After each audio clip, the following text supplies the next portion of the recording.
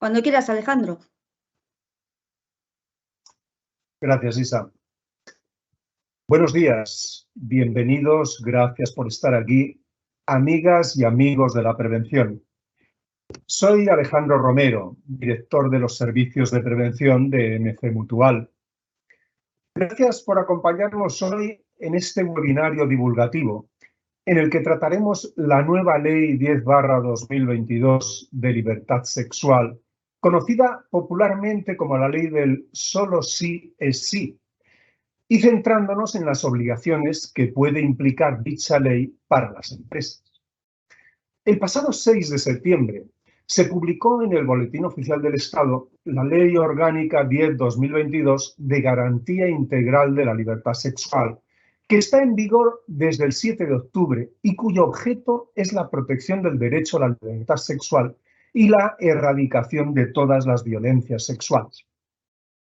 Su finalidad es la adopción y puesta en práctica de políticas efectivas que garanticen la sensibilización, la prevención, la detección y la sanción de violencias sexuales en todos los ámbitos en los que se desarrolla la vida de las mujeres, niñas, niños y adolescentes, en tanto víctimas principales de todas las formas de violencia sexual.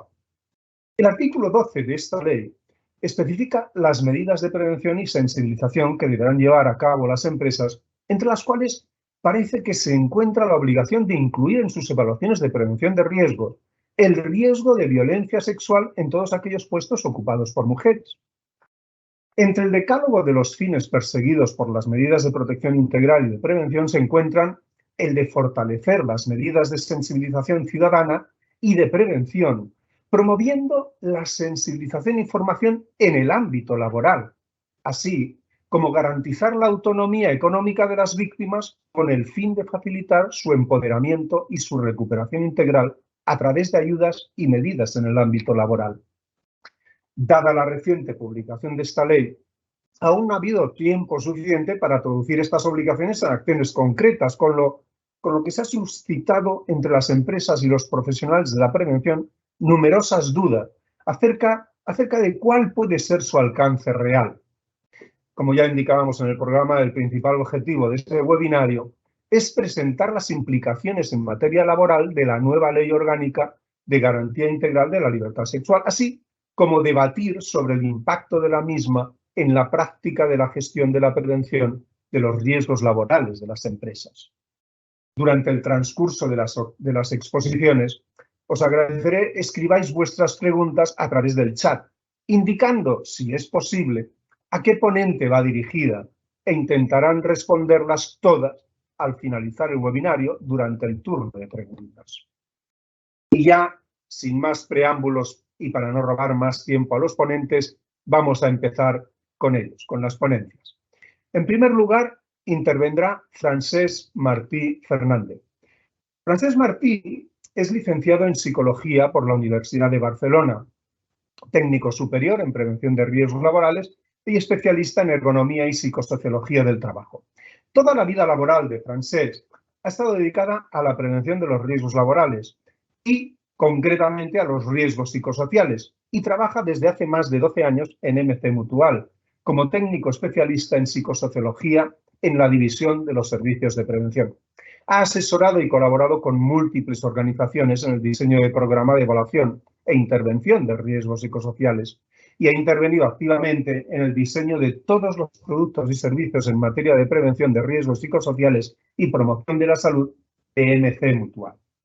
Es además colaborador habitual en materia de formación con el Instituto Nacional de Seguridad y Salud en el Trabajo y con Fomento del Trabajo Nacional.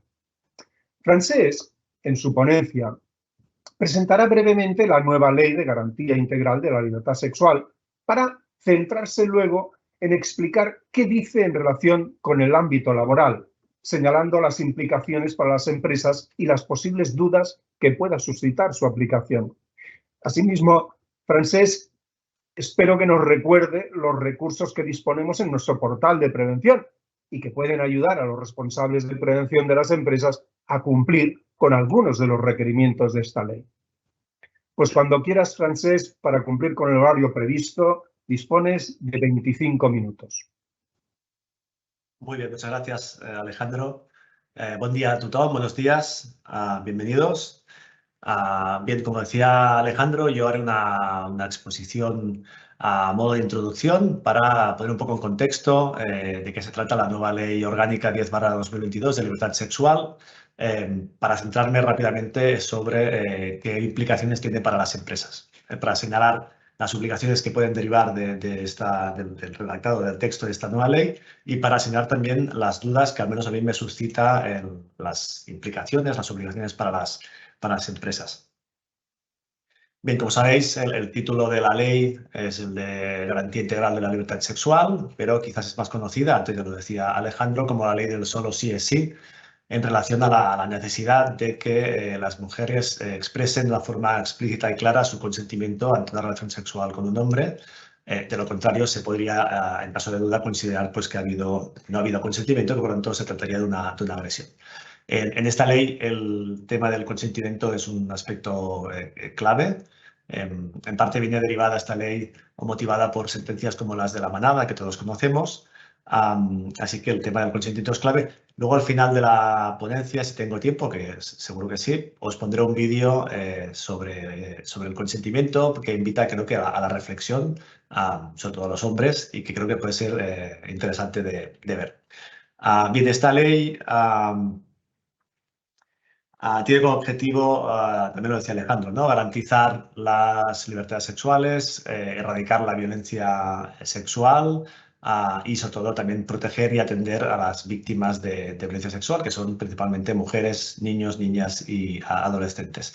Es una ley que implica o que cambia otras leyes anteriores, como el Estatuto de los Trabajadores, el Código Penal, la Ley de Igualdad, esto luego lo veremos, y es una ley transversal que, por lo tanto,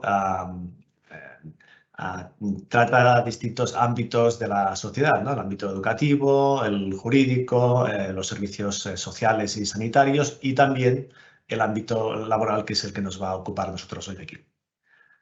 Bien, así es donde vamos a entrar ahora, pero antes de entrar en el ámbito laboral, creo que es necesario entender, ¿no?, qué se considera, ¿no?, cómo define esta ley lo que es la violencia o las violencias sexuales, porque luego cuando veamos las obligaciones para la empresa tendremos que pensar en esta definición que os comporto ahora, ¿no?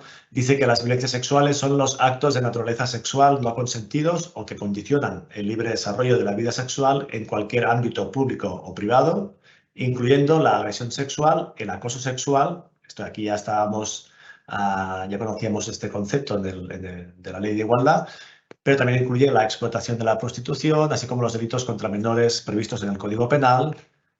También hace especial énfasis, y así lo veremos en varios redactados de esta ley, los delitos, la violencia sexual a través del ámbito digital. Hablamos de la difusión de actos de violencia sexual a través de medios tecnológicos, de la pornografía no consentida, de la extorsión sexual. También incluye o se considera violencia sexual la mutilación genital femenina, el matrimonio forzado, el acoso con connotación sexual, la explotación sexual o los feminicidios o homicidios de mujeres vinculados con la violencia sexual. Por lo tanto, es un concepto de violencia sexual muy amplio que toca distintas tipologías de violencia. Algunas entiendo que se pueden dar en el ámbito laboral, pero otras pues no aplicarían.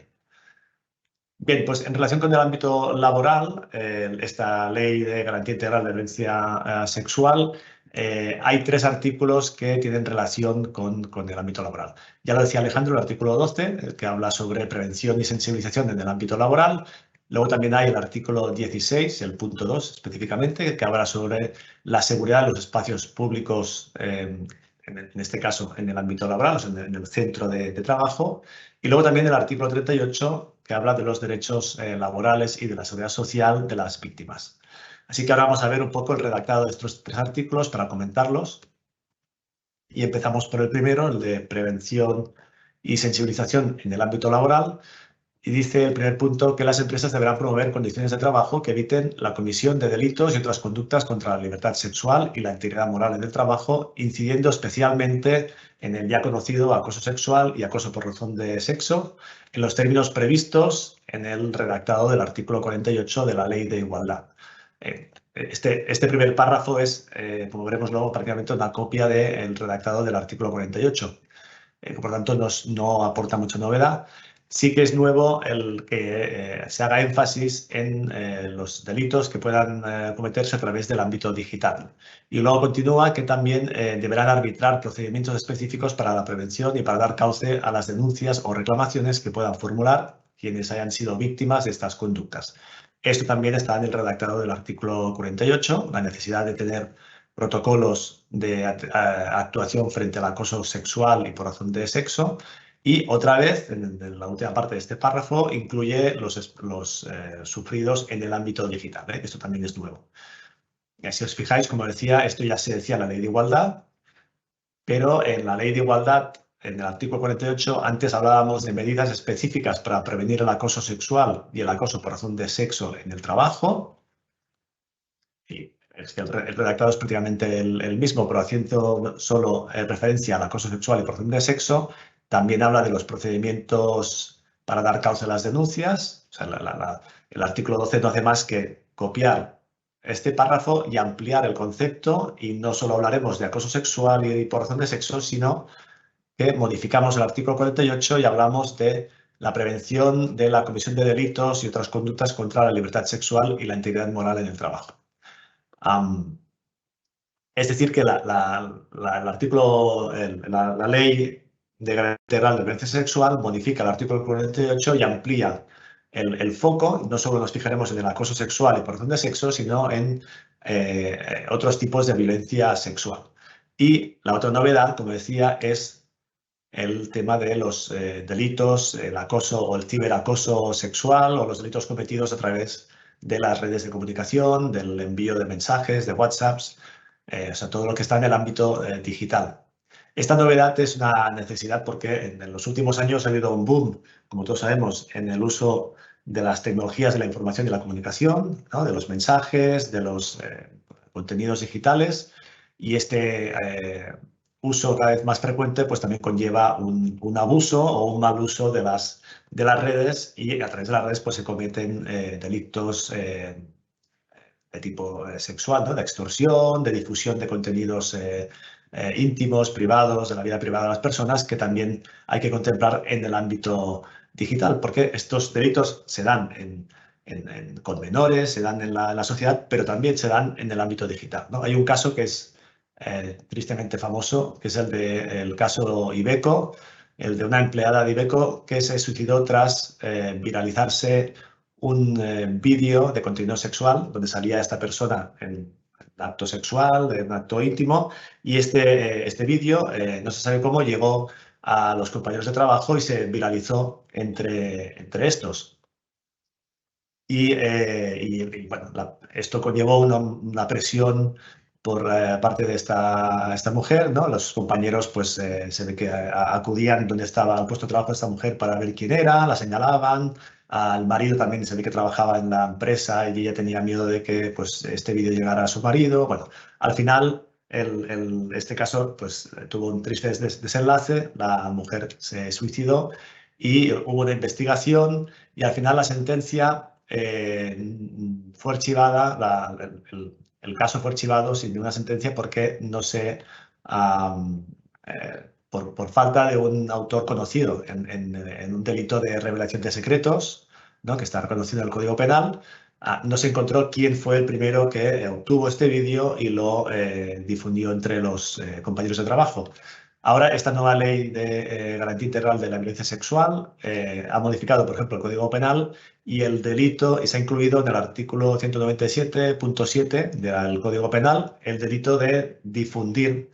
Cuando te llega un vídeo de una situación íntima de una persona, el difundir ese vídeo pues también constituye un delito. Antes no, ahora también. O sea, no solo el que obtiene de una forma fraudulenta ese vídeo y lo difunde, sino los que participan en la difusión también están incurriendo en un delito. Pero bueno, como no se encontró el autor de la primera difusión, pues no hubo un culpable, y también se eximió a la empresa de responsabilidades. Aunque yo creo, bueno, no es que lo crea, es que la empresa también tiene una responsabilidad en estas situaciones de acoso sexual a través de las redes, lo que se consideraría ciberacoso. Lo es porque esta nueva ley incluye el ámbito digital explícitamente en varios puntos de la ley, recalcando la necesidad de que las empresas pues, tengan en consideración este aspecto, y también porque, como sabéis, el convenio 190 de la OIT, que habla sobre la eliminación de la violencia y el acoso en el mundo del trabajo, fue ratificado, o sea, aceptado, firmado por España el año pasado y entrará en vigor ahora en mayo del 2023. Y este convenio dice que las empresas deben actuar ante las situaciones de acoso y de violencia laboral, también sexual, todas aquellas situaciones que ocurran durante el trabajo, en relación con el trabajo o como resultado del mismo. Esto, pues, lógicamente, incluye todas las situaciones que puedan darse en tiempo y lugar de trabajo, pero también en los desplazamientos, en los alojamientos que proporciona el empleador, etcétera, así como en las comunicaciones relacionadas con el trabajo, incluidas las realizadas por medio de tecnologías de la información y de la comunicación. Es decir, que a mi modo de entender, lo que nos está diciendo esta ley es que los acosos sexuales, las extorsiones, los abusos que puedan darse a través de las redes, a través, por ejemplo, del WhatsApp, independientemente de que los terminales sean de propiedad de la empresa o terminales de los trabajadores, es un aspecto que incumbe a la empresa y que la empresa debe actuar ante ello. Nosotros, precisamente, en MC Mutual tenemos una guía para elaborar protocolos para la prevención de la violencia y del acoso laboral, entre los cuales el acoso sexual, que contempla también el ciberacoso laboral o sexual. Y creo que si nuestra compañera de producción nos lo puede compartir el enlace, os pasaremos el enlace a esta guía para que la tengáis a disposición.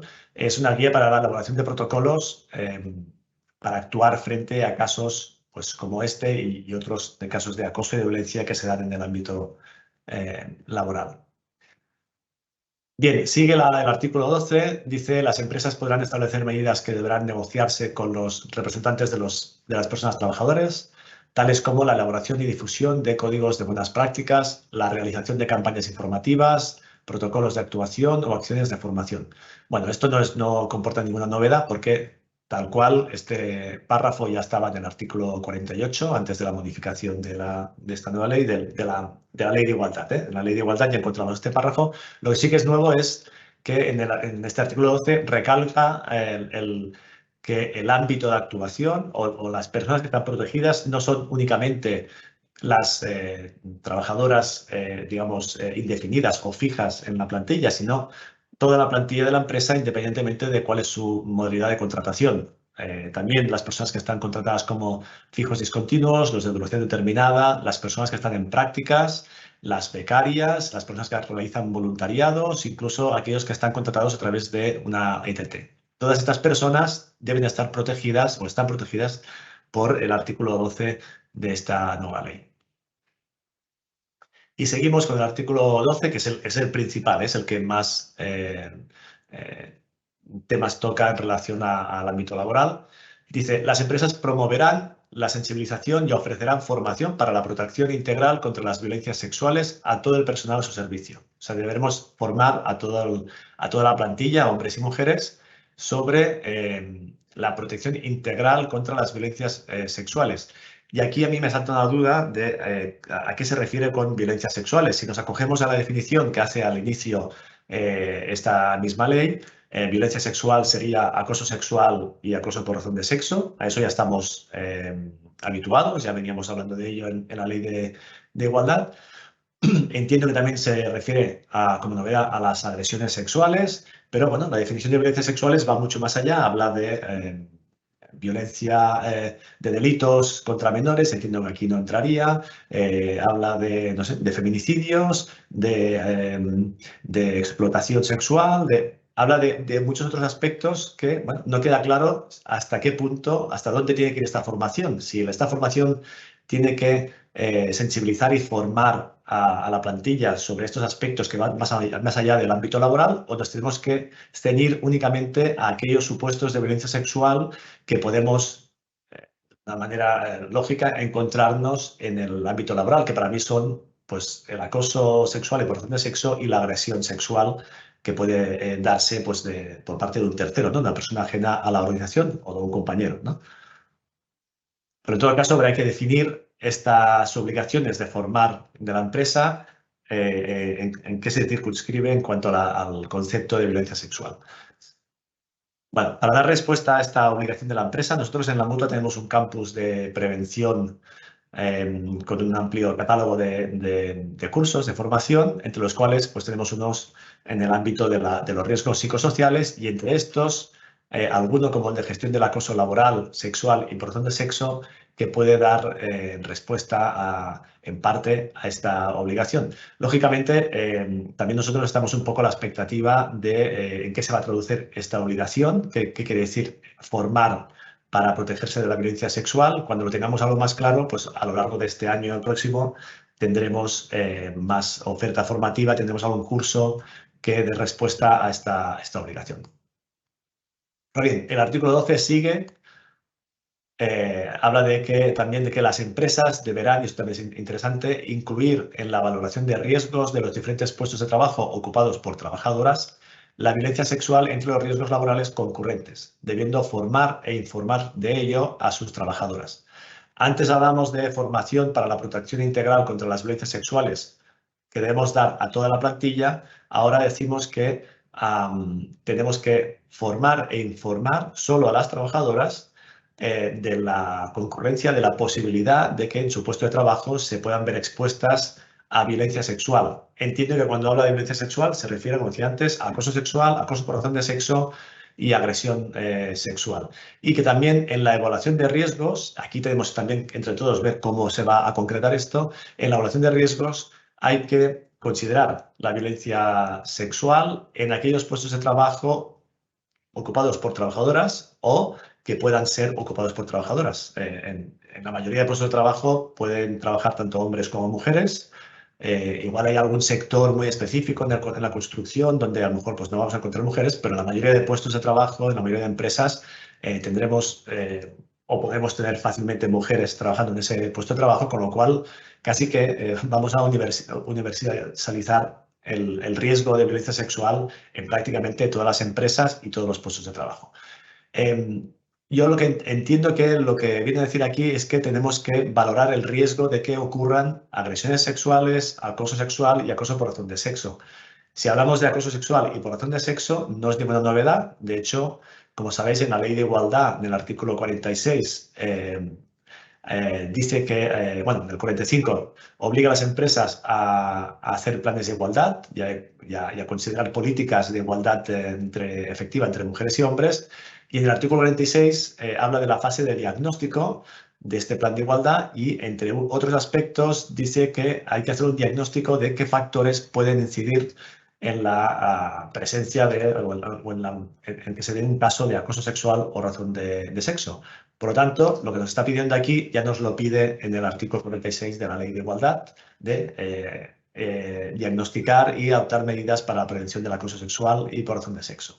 Y si nos referimos al otro supuesto, que entiendo yo que tiene una cierta lógica, que es el de la agresión sexual, es decir, una agresión sexual que puede venir por un compañero, pero también puede ser por una persona ajena a la organización, en ese caso, permitidme que lo enlazaría, creo que tiene relación con el artículo 16 de esta ley, en el apartado 2 que habla de espacios públicos y seguros y en el apartado 2 habla de la seguridad en la empresa, ¿no? Dice, las empresas integrarán la perspectiva de género en la organización de los espacios de sus centros de trabajo con el fin de que resulten seguros y accesibles para todas las trabajadoras.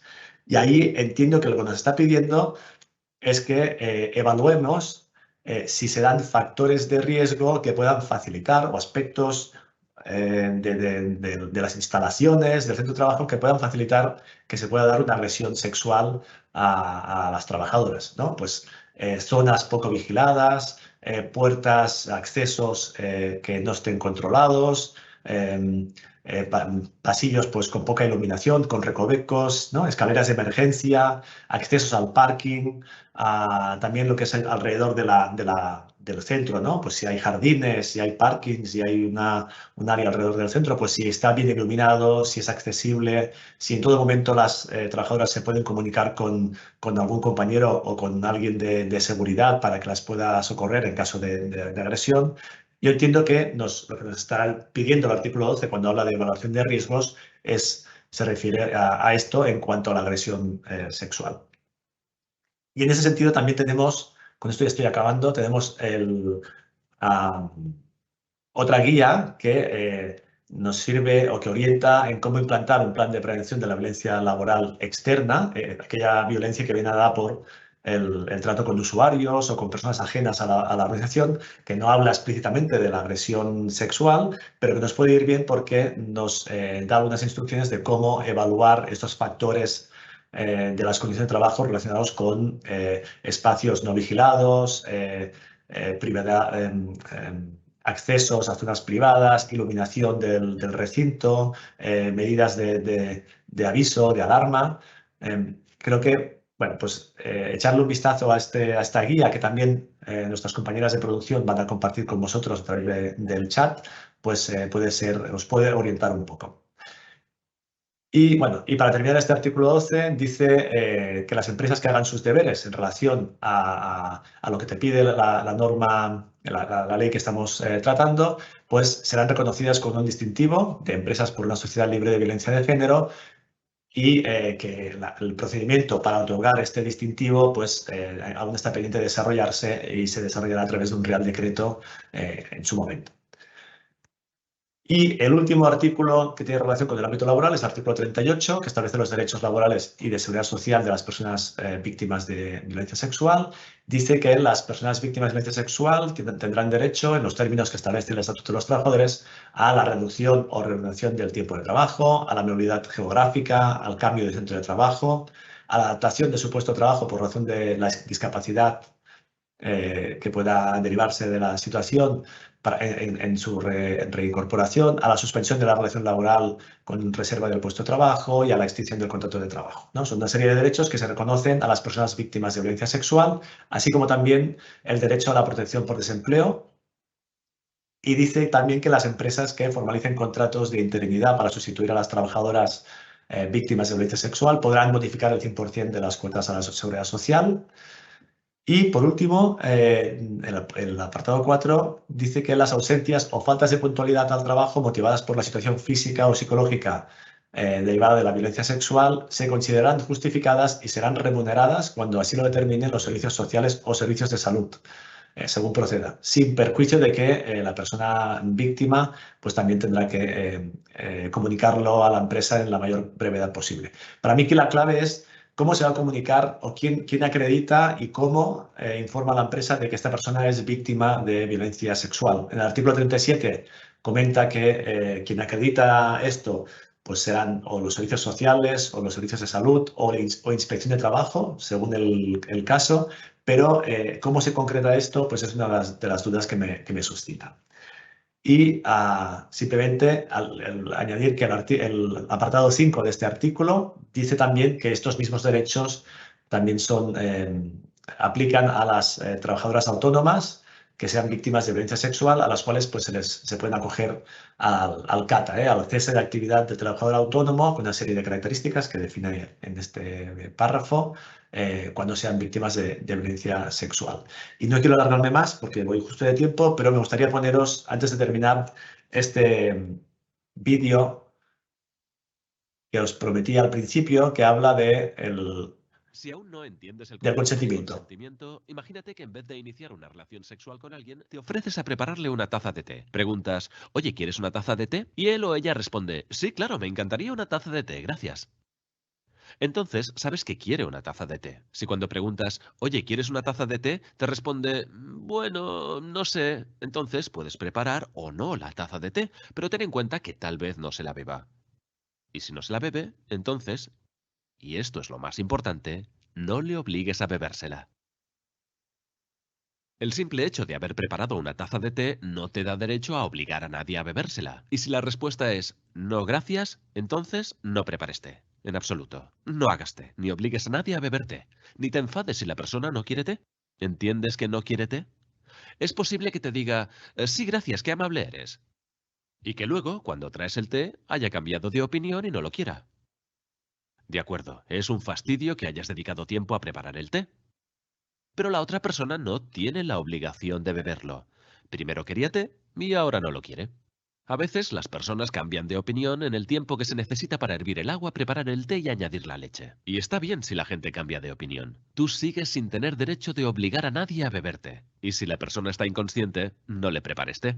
Las personas inconscientes no quieren té. Y no pueden contestar a la pregunta ¿quieres té? Porque están inconscientes. Vale, igual estaban conscientes cuando les preguntaste si querían té y te contestaron que sí, pero en el tiempo que pasó entre hervir el agua, preparar el té y añadir la leche, la persona está inconsciente. Deberías dejar la taza de té y asegurarte de que la persona inconsciente esté sana y salva. Y te repito otra vez lo más importante, no le obligues a beber té. Sí, es cierto que te había dicho que sí quería té, pero una persona inconsciente no quiere té. Si alguien te dijo que quería té, empezó a beberlo y luego se desmayó antes de terminarlo, no se lo viertas en la garganta. Llévate el té y asegúrate de que esté a salvo. Porque una persona inconsciente no quiere té. Confía en lo que te digo. Si el sábado pasado en tu casa alguien te dijo que sí que quería té, eso no significa que quiera que le prepares té todo el tiempo. No quiere que te aparezcas por su casa sin avisar y le prepares té y le obligues a bebérselo diciendo, pero tú querías té la semana pasada. O que se despierte y le estés echando té por la garganta diciendo, pero tú querías té anoche. Si eres capaz de entender lo completamente absurdo que es obligar a la gente a beber té cuando no lo quieren, y eres capaz de entender que alguien no quiere té, entonces, ¿por qué es difícil entenderlo cuando se trata de sexo? No importa si se trata de té o de sexo. El consentimiento lo es todo. Y a propósito, voy a prepararme una taza de té. Espero que os haya gustado el vídeo, creo que invita a la reflexión y espero que os haya resultado interesante mi ponencia. Nada, lo dejo aquí, paso a Alejandro y luego, pues si hay preguntas, pues trataré de responderlas. Muchas gracias. Muchas gracias, Francesc. Y también muchas gracias por ajustarte al tiempo. El vídeo muy interesante. Realmente te queda todo muy claro. Muy bien, pues vamos a pasar ahora con la siguiente ponente, Elisabeth Pujanet-Lluch. Elisabeth es ingeniera industrial por la Universidad Politécnica de Cataluña, es máster en prevención de riesgos laborales y toda su experiencia profesional anterior se ha desarrollado en servicios de prevención ajenos y también en otras empresas como ingeniera industrial. Es inspectora de Trabajo y Seguridad Social desde el año 2007 con destino en la provincia de Barcelona. Es experta internacional en el proyecto de cooperación para el desarrollo de la Ley de Prevención de Riesgos en Bolivia en el año 2009 y fue integrante en representación de la Inspección de Trabajo de Cataluña del Grupo Técnico para la elaboración de la Guía del Consejo de Relaciones Laborales para hacer frente a la brecha salarial en las empresas, una guía publicada en el año 2019. Fue integrante del equipo de discriminación por razón de género de la Inspección de Trabajo de Cataluña desde el año 2013 al 2019 y tiene amplia experiencia en formación. Es profesora asociada de la asignatura Gestión Jurídica de la Diversidad en la Empresa en el grado de Relaciones Laborales de la Facultad de Derecho de la Universidad Autónoma de Barcelona desde el año 2017 y también de la asignatura Relaciones Laborales, Derechos Laborales y Género en el grado de Estudios Socioculturales de Género de la Facultad de Letras de la Universidad Autónoma desde el 2020. Formadora en cursos de formación interna de la Dirección General de Inspección de Trabajo de Cataluña en materia de discriminación por razón de género y formadora en curso de formación interna también en materia de riesgo en situaciones de embarazo y lactancia. Elisabeth, en su ponencia, abordará la necesidad de esta modificación en el ámbito laboral, así como de otras normas relacionadas en materia de igualdad de trato por razón de género, también en el ámbito laboral, para así avanzar hacia una igualdad real. Asimismo, intentará aclararnos las implicaciones, obligaciones y responsabilidades de acuerdo con los cambios introducidos en la normativa laboral, con lo que nos ayudará a identificar las herramientas y recursos para afrontarlas. Cuando quieras, Elizabeth, dispones de 45 minutos. Buenos días a todas, buenos días a todos. Muchas gracias. Bueno, quiero agradecer de entrada a MC Mutual la organización de este webinario y en particular a Alejandro Romero y a Francesc Martí la invitación que me han ofrecido para participar en él. El objeto de la sesión que os planteo, en primer lugar, es conocer los cambios que ha introducido esta Ley Orgánica 10/2022, las implicaciones, las responsabilidades que introduce y ver si realmente hay cambios muy significativos y cómo los podemos llegar a abordar, buscar herramientas que, aparte de las que se han presentado, que dispone MC Mutual, os voy a aportar otras que pueden ayudar a caminar en ese sentido. Pero, sin embargo, antes de empezar a abordar todo el contenido de la ley, obligaciones, responsabilidades, herramientas, etcétera, me gustaría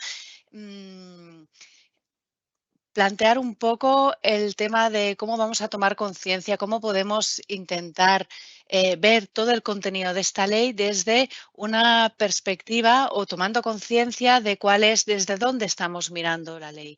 Si tenemos una mirada muy estereotipada o no, y intentar buscar otros puntos de vista desde los cuales leer la propia ley.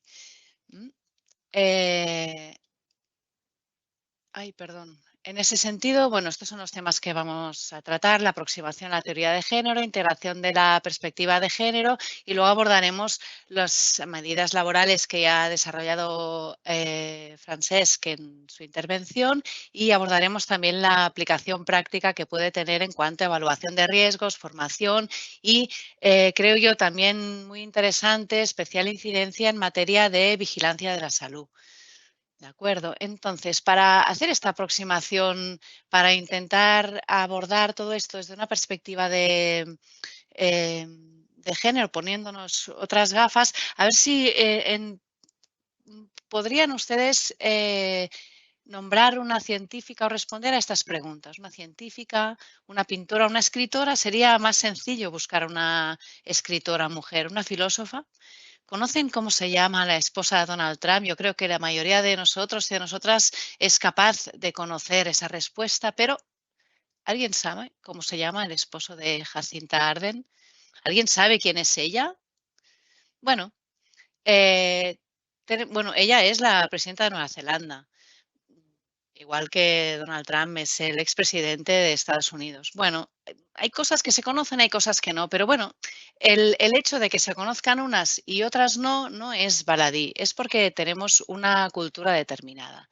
Entonces, otra pregunta que nos podríamos plantear sería, ¿quién crees que debería cobrar más? O de hecho, ¿quién crees que cobra más? ¿Una enfermera, un policía, una gerocultora, un ingeniero? Son preguntas que la respuesta todas la sabemos. Entonces, otra vez podemos plantearnos también si hemos escuchado si una mujer puede desarrollar o no determinado puesto de trabajo por la fuerza física. Este aspecto ya ha venido resolviéndose a través de la normativa de prevención de riesgos laborales, pero todavía hay remanentes y puestos de trabajo en los que este aspecto sigue teniendo alguna implicación. ¿Qué más? Una breve, muy breve perspectiva histórica, para tomar conciencia de que no es un hecho que se esté produciendo la visión estereotipada de la sociedad en general y del mundo laboral en particular, sino que viene de muchos años atrás y más atrás que la Revolución Francesa incluso. Entonces, la Revolución Francesa es un hito en cuanto a la reclamación de derechos, la libertad, la igualdad, la fraternidad y eliminar la organización feudal para intentar incorporar un poco la democracia y otra forma de organización social. Pero en esta Revolución Francesa vamos a pensar, ¿qué hito conocemos de la Revolución Francesa? Un hito importante es la Declaración de los Derechos del Ciudadano. No sé si conocen quién redactó la Declaración de los Derechos del Ciudadano, fue Jean-Jacques Rousseau. Este personaje que aparece aquí es Jean-Jacques Rousseau, que es el que redactó esta declaración y, sin embargo, la otra persona es una persona también que formaba parte del mismo entorno que tenía el señor Rousseau, es política, filósofa, escritora, etcétera, y en el análisis del documento que escribió él, advirtió que todo el contenido al que se estaban refiriendo se refería al hombre y al ciudadano, excluyendo de esa declaración a la mujer y a la ciudadana. Entonces, Jean-Jacques Rousseau, ella es Olympe de Gouges, que es la que acabó redactando la Declaración de los Derechos de la Mujer y la Ciudadana, incluyendo a las mujeres en los derechos que se proclamaban en la Declaración de los Derechos del Hombre y del Ciudadano para la libertad, la igualdad, la fraternidad, etcétera. Debe incluir a ambos géneros, ¿vale?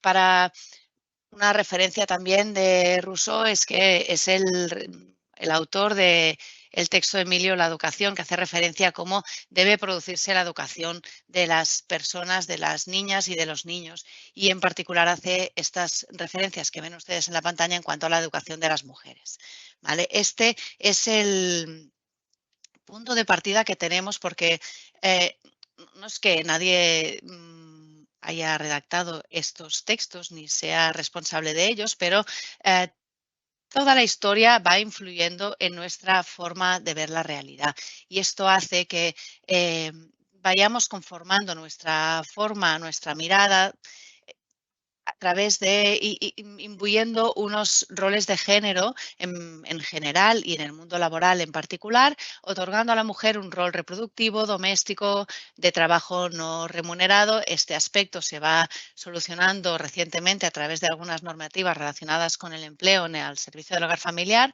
Sin embargo, también es un rol, el de la mujer, de servicio al cuidado de personas, dedicada a la educación, mediación, subordinación. En cambio, el rol masculino, típicamente masculino, es más productivo, relacionado con el espacio público, remunerado, etcétera.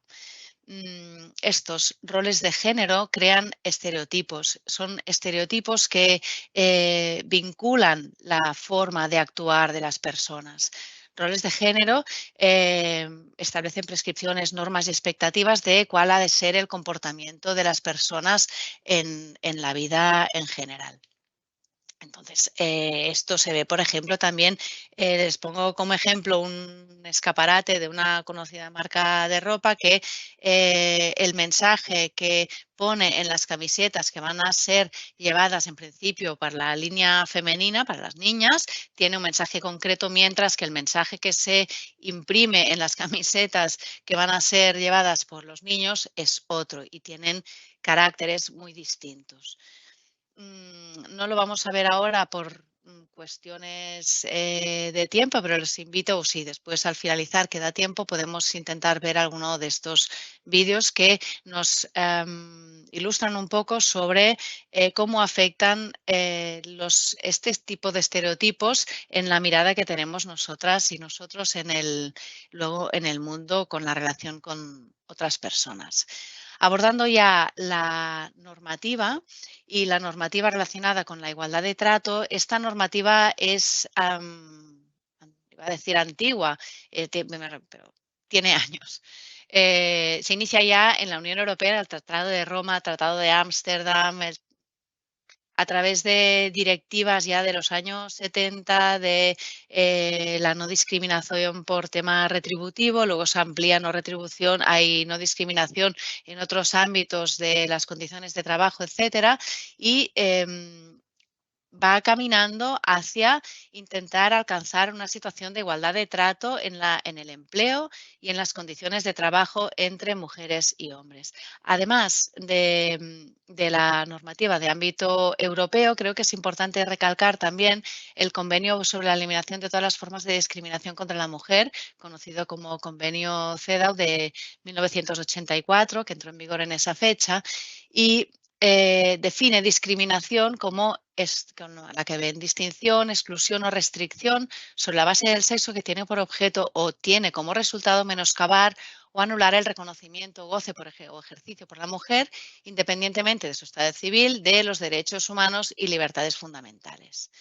Esta definición también tiene relación con las definiciones de igualdad de trato, no discriminación que tenemos en nuestro ordenamiento jurídico interno, pero sí que es ilustrativa esta definición. También en el mismo convenio se hace referencia a un aspecto que es que los estados deben adoptar medidas para intentar modificar patrones socioculturales y eliminar prejuicios en prácticas consuetudinarias, que puedan llevar a una percepción de inferioridad o superioridad respecto de hombres o mujeres. Es decir, introducir una perspectiva de género para intentar eliminar este tipo de patrones. Y la perspectiva de género ya en el convenio CEDAW se proponía que se introduciera en el ámbito laboral.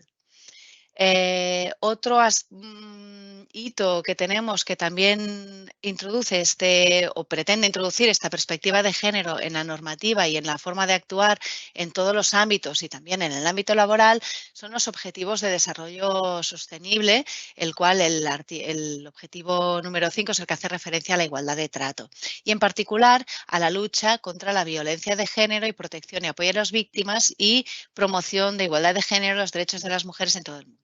Estos dos objetivos prioritarios se desarrollan ampliamente en la Ley Orgánica 10/2022. Además, nuestro ordenamiento jurídico interno también contempla la igualdad de trato y no discriminación y otros derechos fundamentales que se recogen en la Ley Orgánica 10/22 en los artículos 14 del derecho a la igualdad, el artículo 10 de la dignidad y los derechos inviolables de la persona. También el artículo 15 que promulga el derecho a la vida, a la integridad física y moral, el artículo 18 del derecho a la honor, la intimidad personal y familiar.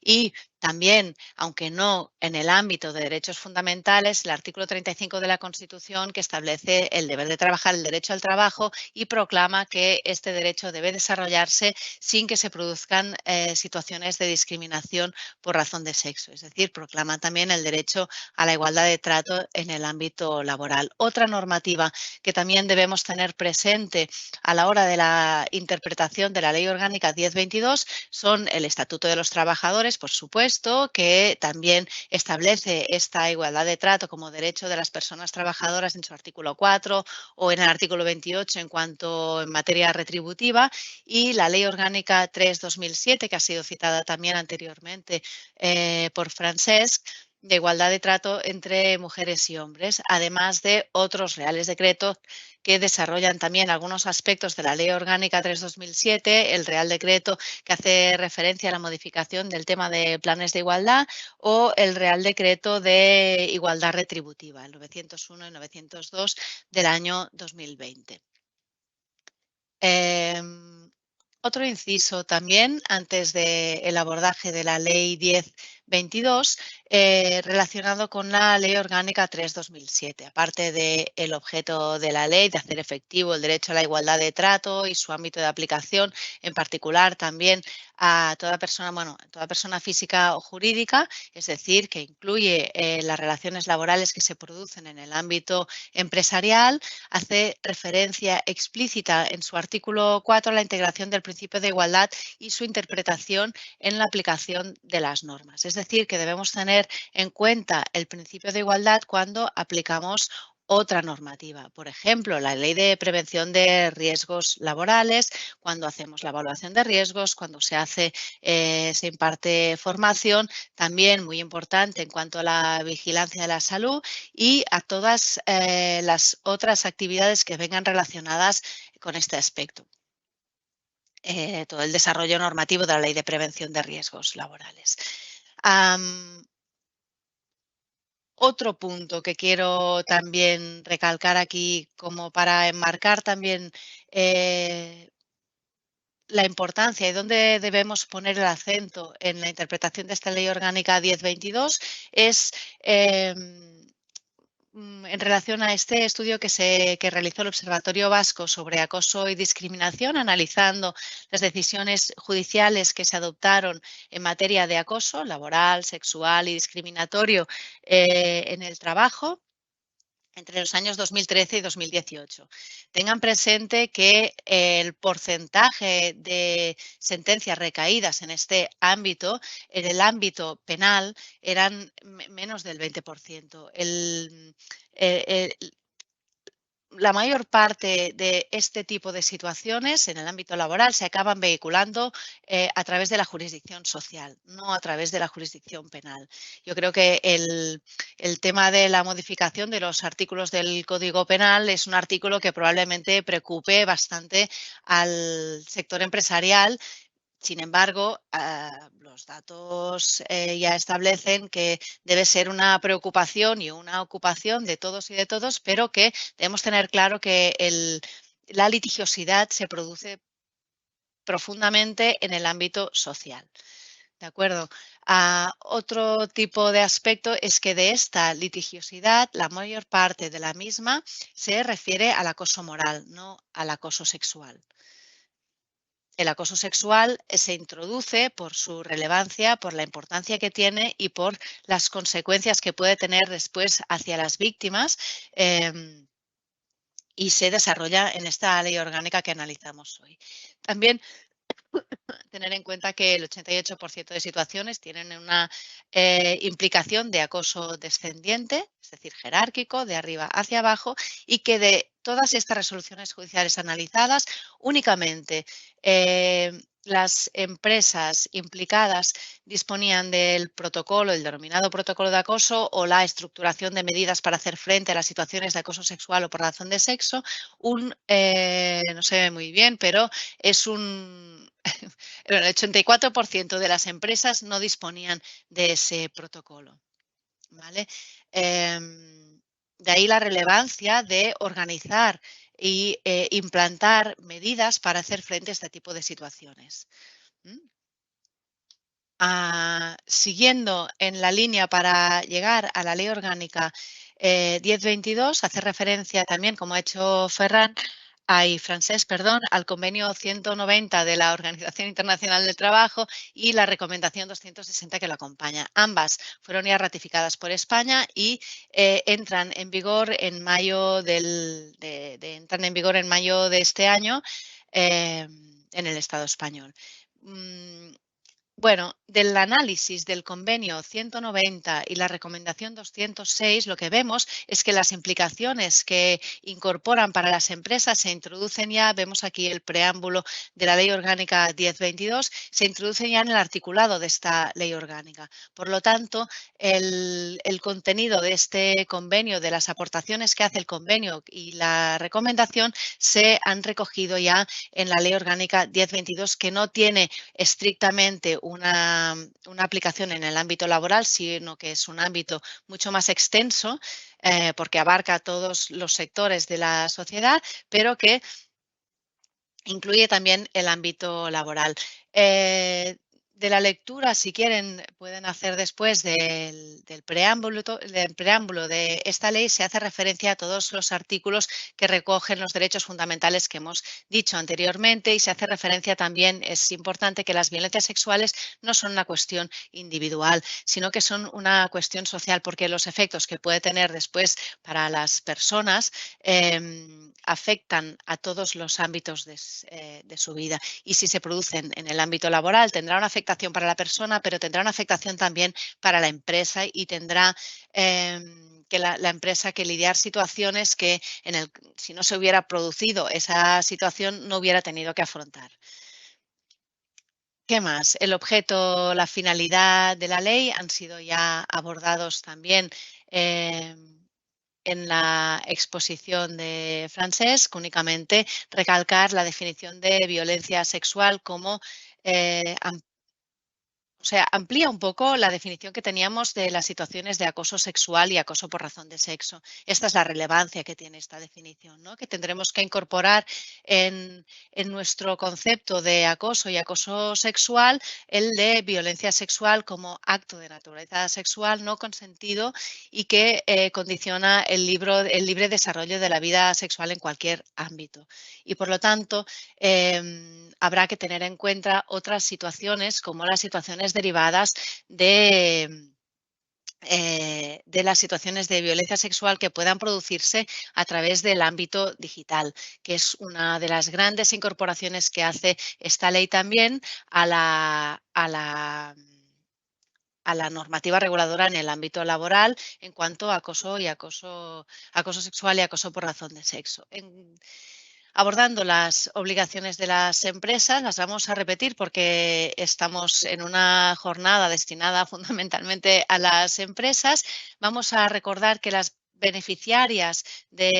personas beneficiarias de estas obligaciones serán toda la plantilla de la empresa, independientemente de su contrato, independientemente de la relación contractual que tengan, pero incluso incorporando otro tipo de relaciones no contractuales laborales, no reguladas por el Estatuto de los Trabajadores, como serían las becarias o relaciones de voluntariado. Y además se incorporan también las personas que estén relacionadas con la empresa con un contrato de puesta a disposición. Entonces, la empresa tiene la obligación de promover condiciones de trabajo que eviten la posibilidad de comisión de delitos y otro tipo de conductas. Incluye específicamente este ámbito digital. En este sentido, y antes de continuar con las obligaciones, recuerdo un caso que me comentó la experta en materia de riesgos psicosociales que tenemos en la Dirección General de la Inspección de Trabajo aquí en Cataluña, de un caso que habían estado llevando recientemente, que no venía al caso de una situación de violencias sexuales, pero sí que tenía algunas derivadas al respecto. Y en ese sentido, se hacía referencia a la evaluación de riesgos. Se trataba de una empresa del ámbito farmacéutico y en esa empresa sí habían abordado la posibilidad de que hubiera riesgos que llevaran a situaciones de violencia sexual en el ámbito laboral. Entonces, ellos habían incorporado en la evaluación de riesgos que los puestos de trabajo, no sé exactamente cuáles eran las condiciones físicas de trabajo, pero sí que habían considerado que había puestos de trabajo en los cuales no debía estar una persona sola trabajando. Igual a veces es con relación a los turnos de trabajo, trabajos específicos de componente farmacéutico, química, que tengas que estar ahí haciendo determinadas acciones y que había puestos que tenían o se consideran la evaluación de riesgos que tenían un riesgo más elevado de este tipo de violencias por estar la persona sola, ¿vale? Entonces, este es un ejemplo de cómo pueden promoverse este tipo de condiciones de trabajo al margen de intentar que los espacios físicos de trabajo se acompañen a la evitación de este tipo de situaciones de violencia. Respecto a la iluminación, respecto a la construcción, la comunicación entre espacios, etcétera. Y yo qué sé, también respecto a la decoración ya no es algo que te encuentres en las empresas cuando vas a hacer visitas, pero sí que no hace tanto en visitas en talleres mecánicos te encuentras pues, calendarios de personas, mujeres desnudas haciendo como el calendario que tendrían en la empresa. Esto ya no debería ser una situación aceptable porque puede producir situaciones de violencia. ¿Qué más? El ámbito digital. En cuanto al ámbito digital, habrá que analizar aquí también cuáles son las comunicaciones digitales que tienen internamente en las empresas, saber cuáles son las aplicaciones, si estas aplicaciones se utilizan en dispositivos de la empresa, en los ordenadores, si se establece comunicación a través de los ordenadores o si se trata de una comunicación que puede establecerse a través del propio teléfono móvil de la persona empleada. Y si este teléfono móvil es propiedad de la persona trabajadora o de la empresa. Se abordarían en situaciones diferentes. O también podríamos plantearnos si, por ejemplo, hay sistemas de comunicación digital como chats interpersonales de los cuales puede o habitualmente no queda un registro a través de los cuales pueden producirse este tipo de situaciones. Vamos a avanzar. Otra de las obligaciones es arbitrar procedimientos específicos para la prevención. Esto lo abordaremos más adelante en cuanto a al denominado protocolo de acoso. También incluir la violencia sexual como dentro de la valoración de riesgos. Yo creo que este es un factor importante porque hace que tengamos que revisar estas evaluaciones de riesgos e incorporar la posibilidad del riesgo de violencia sexual en los puestos de trabajo, no únicamente en los ocupados por mujeres, porque el resto de puestos de trabajo también pueden ser ocupados por mujeres en otros momentos. Y integrar la perspectiva de género establece específicamente la ley orgánica en la organización de los espacios y centros de trabajo. Integrar la perspectiva de género, que ya hemos visto que era una obligación que en realidad ya existía a través de la Ley Orgánica 3/2007 y promover la sensibilización, ofrecer formación, información, etcétera. Además, las empresas podrán negociar, se incorpora aquí la participación de la representación de las personas trabajadoras en la empresa. Importante que exista esta participación y importante también es que dentro de la representación de las personas trabajadoras exista una mínima paridad. En cuanto a género me refiero. Y finalmente, el distintivo de empresas por una sociedad libre de violencia de género que debe ser regulado más adelante por Real Decreto y todavía no conocemos esta regulación.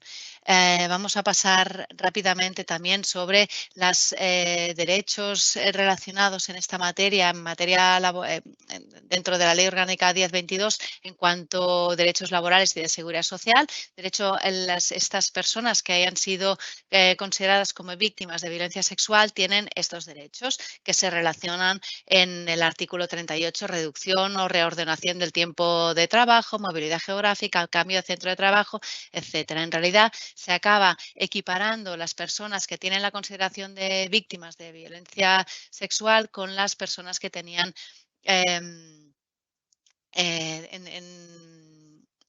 víctimas de la violencia de género en otra ley orgánica. También se establece que a través de comunicación de los servicios sociosanitarios se podrán las ausencias, siempre que exista la certificación de estos servicios sociosanitarios, determinadas ausencias o faltas de puntualidad en el trabajo deberán ser tenidas en cuenta como permiso o permiso no, deberán considerarse como justificadas. También es relevante la bonificación del 100% de las cuotas por contingencias comunes para cubrir ausencias por suspensión del contrato de trabajo o de traslado de la trabajadora que haya sido considerada como víctima de la violencia sexual. También se aplica a las trabajadoras en el trabajo autónomo de trabajadoras económicamente dependientes y finalmente vamos a hacer referencia a la acreditación de esta condición de víctima de violencia sexual. Se regula en el artículo 37 y esta condición la podrán otorgar los servicios sociales a través de un informe, los servicios especializados en igualdad y violencia de género de las comunidades autónomas, los servicios de acogida, también servicios sanitarios e informe de la Inspección de Trabajo y Seguridad Social, así como esas sentencias que puedan recaer en el orden jurisdiccional social. No conozco que haya ningún informe de la Inspección de Trabajo que acredite de momento esta condición de víctima de violencia sexual, pero entiendo que si en el transcurso de una actuación inspectora se constata efectivamente una situación de violencia sexual contra una mujer, y de esta actuación deriva un acto administrativo, véase acta de infracción o requerimiento, eso debería ser suficiente como para acreditar esta condición. Sin embargo, habrá que ver más adelante. Seguro que aparece que la Inspección de Trabajo, el organismo estatal de la Inspección de Trabajo, acaba abordando un criterio técnico para definir cómo o qué pasos deben seguirse o qué condiciones deben cumplirse para acreditar dicha condición. En cuanto a las sentencias requeridas en el orden jurisdiccional social, si una sentencia determina que una mujer es víctima de violencia sexual, pues esto también debe incorporarlo en la empresa como acreditación de que esta mujer tiene esta consideración. Al margen de esto, también en cuanto a los servicios sociosanitarios, habrá que definirlo entre el Gobierno y las comunidades autónomas, cómo se define esta acreditación a través de cómo se vehicula, sobre todo. El protocolo de acoso. Vamos a analizar un poco el tema del protocolo de acoso porque la Ley Orgánica 1022 lo que hace es introducir una modificación en la Ley Orgánica de Igualdad, la Ley Orgánica 3/2007, que recogía la obligación de la empresa de articular medidas para hacer frente a situaciones de acoso sexual o acoso por razón de sexo.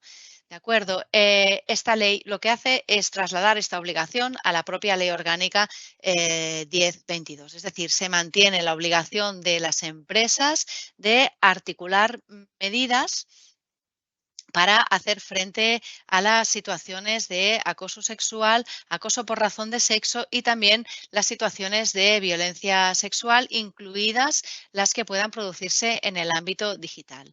Es decir, las empresas deben organizar estas medidas, lo que habitualmente viene conociéndose como tener el protocolo de acoso. Este protocolo de acoso debe contemplar todo el abanico de acosos, acoso sexual por razón de sexo, acoso moral y también violencias sexuales, incluyendo las situaciones que puedan producirse en el ámbito digital. ¿Qué empresas? Todas las empresas. ¿Depende del número de personas trabajadoras que tenga la empresa? No depende del número de personas trabajadoras que tenga la empresa. Todas las empresas deben articular estas medidas. Es verdad que en función del tamaño de la empresa, las medidas que se articulen serán distintas y hay muchas guías, la guía que se ha ofrecido anteriormente de MC Mutual o también otras guías que hay una guía del Consell de Relacions Laborals de Cataluña, otras comunidades autónomas también la tienen. Les aporto aquí también una guía que publicó el Instituto de Seguridad y Salud Vasco, el Osalan, pero todas las empresas deben buscar la forma de articular estas medidas. Y esta obligación la encontramos, se ha trasladado al artículo 12 de la Ley Orgánica. Y, en cambio, en el artículo 48 de la Ley Orgánica 3/2007 de Igualdad efectiva entre mujeres y hombres, se modifica el redactado y se hace referencia a la obligación de promover condiciones que eviten la comisión de delitos y otras conductas contra la libertad sexual y la integridad moral en el trabajo. De acuerdo. También lo que sí se mantiene es la necesidad o el hecho de que las empresas puedan promover a través de la negociación con la representación de las personas trabajadoras de códigos de buenas prácticas, otras medidas de sensibilización, de formación para intentar concienciar a la plantilla y evitar finalmente que se produzcan este tipo de situaciones. Luego, si hay dudas al respecto, las podemos también plantear. ¿Qué más? Recordar que son todas las empresas. Luego, abordamos ya la situación relacionada con la evaluación de riesgos y analizamos si hay algún cambio que se introduzca a través de esta ley orgánica.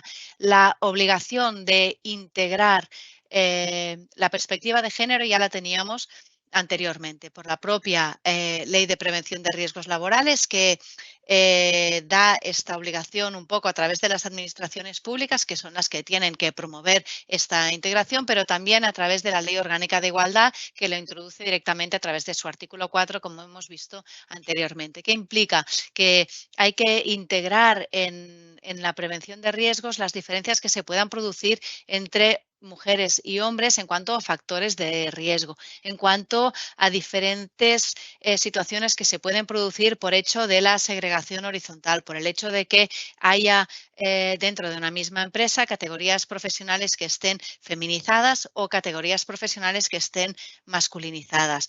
Que los efectos de los riesgos que puedan existir en estas diferentes categorías profesionales pueden ser distintas si son ocupados preferentemente por ellas o por ellos.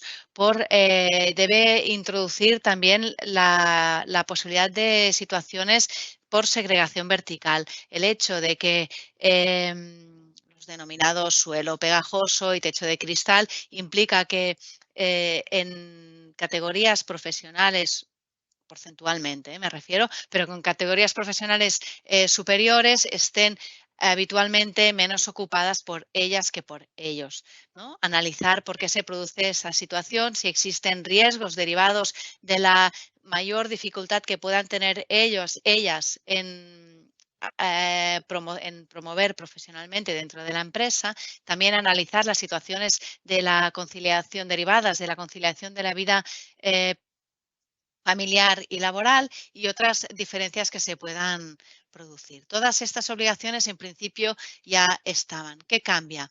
Bueno, aquí tenemos un ejemplo que pueden consultar después, que voy a trasladarles la presentación para que puedan compartirla con todas ustedes.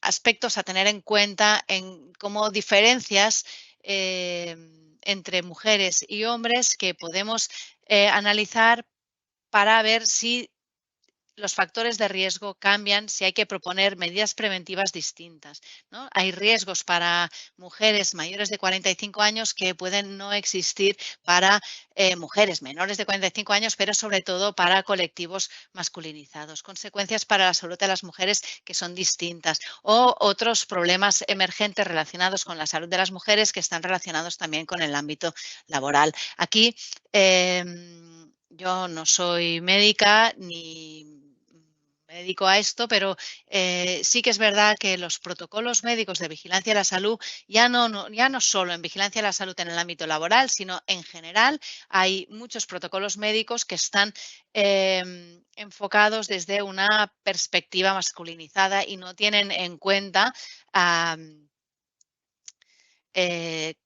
cuando esa prueba determinada o esa actuación se realiza con una mujer. ¿De acuerdo? Y eso sí que hay que introducirlo en los protocolos médicos de vigilancia de la salud, porque hay afectaciones a la salud reproductiva que será distinta para mujeres y para hombres. Hay afectaciones en la salud cardiovascular que es distinta para mujeres que para hombres. Hay otras situaciones que hay que tenerlas en cuenta. Y ya no solo en las anamnesis, las pruebas que se realizan, sino también en cuestionarios que se puedan plantear durante o con carácter previo a la realización de estas pruebas. La entrevista que hace el médico o la médica de vigilancia de la salud con la persona trabajadora, que puede aportar información después también en la evaluación, propiamente en la evaluación de riesgos del puesto de trabajo. Es importante hacer visibles estas diferencias para poder luego abordar medidas preventivas especializadas que sean efectivas para la reducción, para rebajar la gravedad de los riesgos que podemos tener. Y en cuanto a la evaluación de riesgos de condiciones de trabajo, ya hemos hablado un poco de estos aspectos. Luego veremos también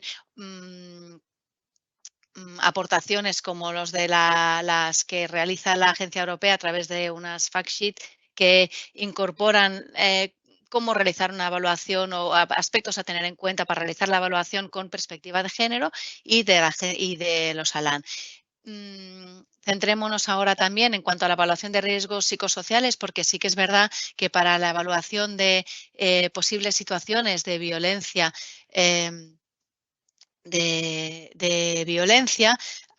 por razón de sexos, sea, tiene especial incidencia también en la evaluación de riesgos psicosociales, y conocer si tenemos alguna herramienta disponible para abordar esta novedad es relevante. Y sí tenemos ya, o sea, ya existe la herramienta. El Instituto de Seguridad y Higiene en el Trabajo tiene el FSICO como método de evaluación de riesgos psicosociales. Probablemente hay otros métodos. Yo me centro en este porque sí conozco que tiene determinadas preguntas, la 18, la 19, la 20, que son esas de aquí, que preguntan directamente sobre situaciones de violencia en el trabajo. Son preguntas que se incorporan en los cuestionarios de las versiones. Voy a tirar para atrás, luego pueden consultar también estas preguntas. Se incorporan en la versión 3 y en la versión 4 del FSICO. ¿Qué diferencia hay? Que la versión 3 no incorpora, en el análisis cuantitativo que se extrae de la evaluación de riesgos del FSICO versión 3, no incorpora las respuestas que se hayan podido formular respecto de estas preguntas. La versión 4 sí incorpora en el análisis cuantitativo, me refiero a los cuadritos que salen con colores que dan idea de la gravedad del riesgo, de los factores de riesgo en cada caso, sí que incorpora las respuestas a estas preguntas. ¿Qué pasa? ¿Que entonces no podemos utilizar la versión 3 o con la versión 4 y el análisis cuantitativo es suficiente?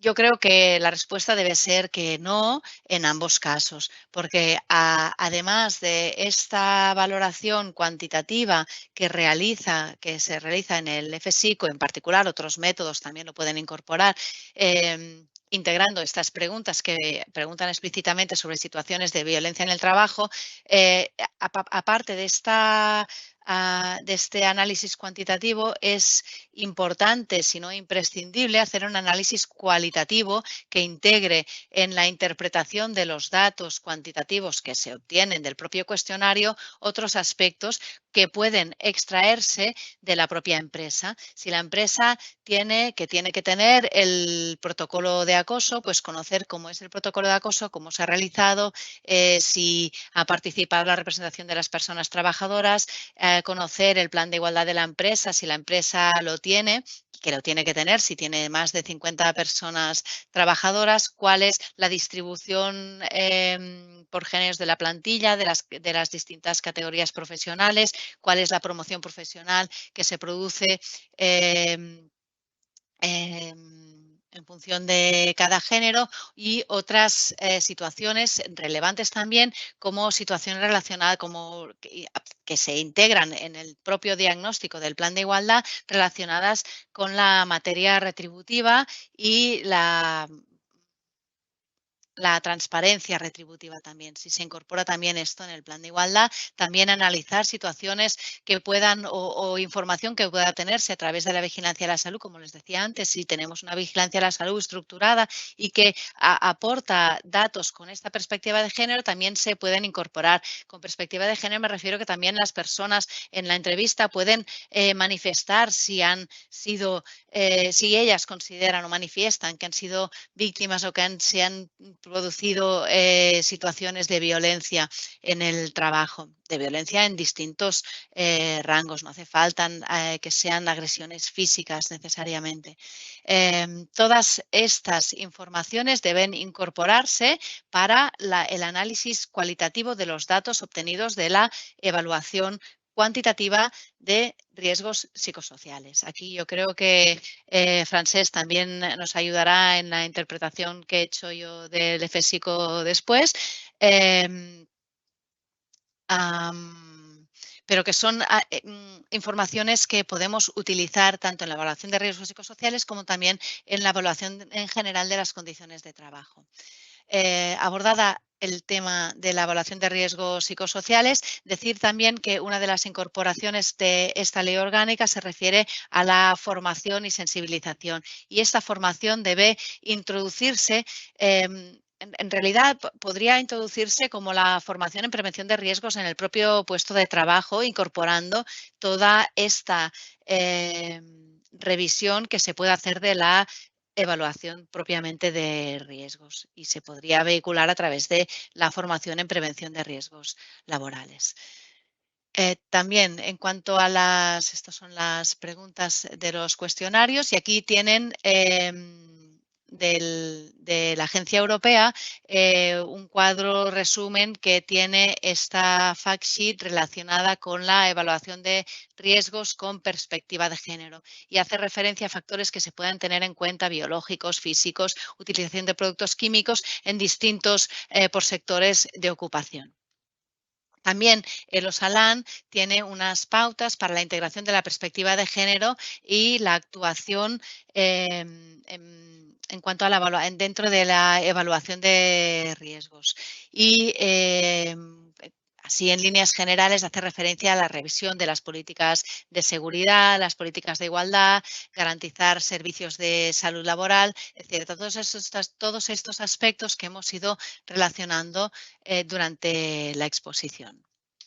Finalmente, hay otra herramienta también extraída del Osalan para complementar las que puedan obtener directamente a través de su mutua, que son las herramientas para la inclusión de los aspectos de género en la evaluación de riesgos, de las orientaciones para prevenir el acoso sexual y por razón de sexo en el ámbito laboral de Osalan. Aquí, aparte de hacer referencia a los protocolos de acoso por razón de sexo y por acoso sexual, se hace referencia también en un apartado a la introducción de la perspectiva de género en la evaluación de riesgos y da también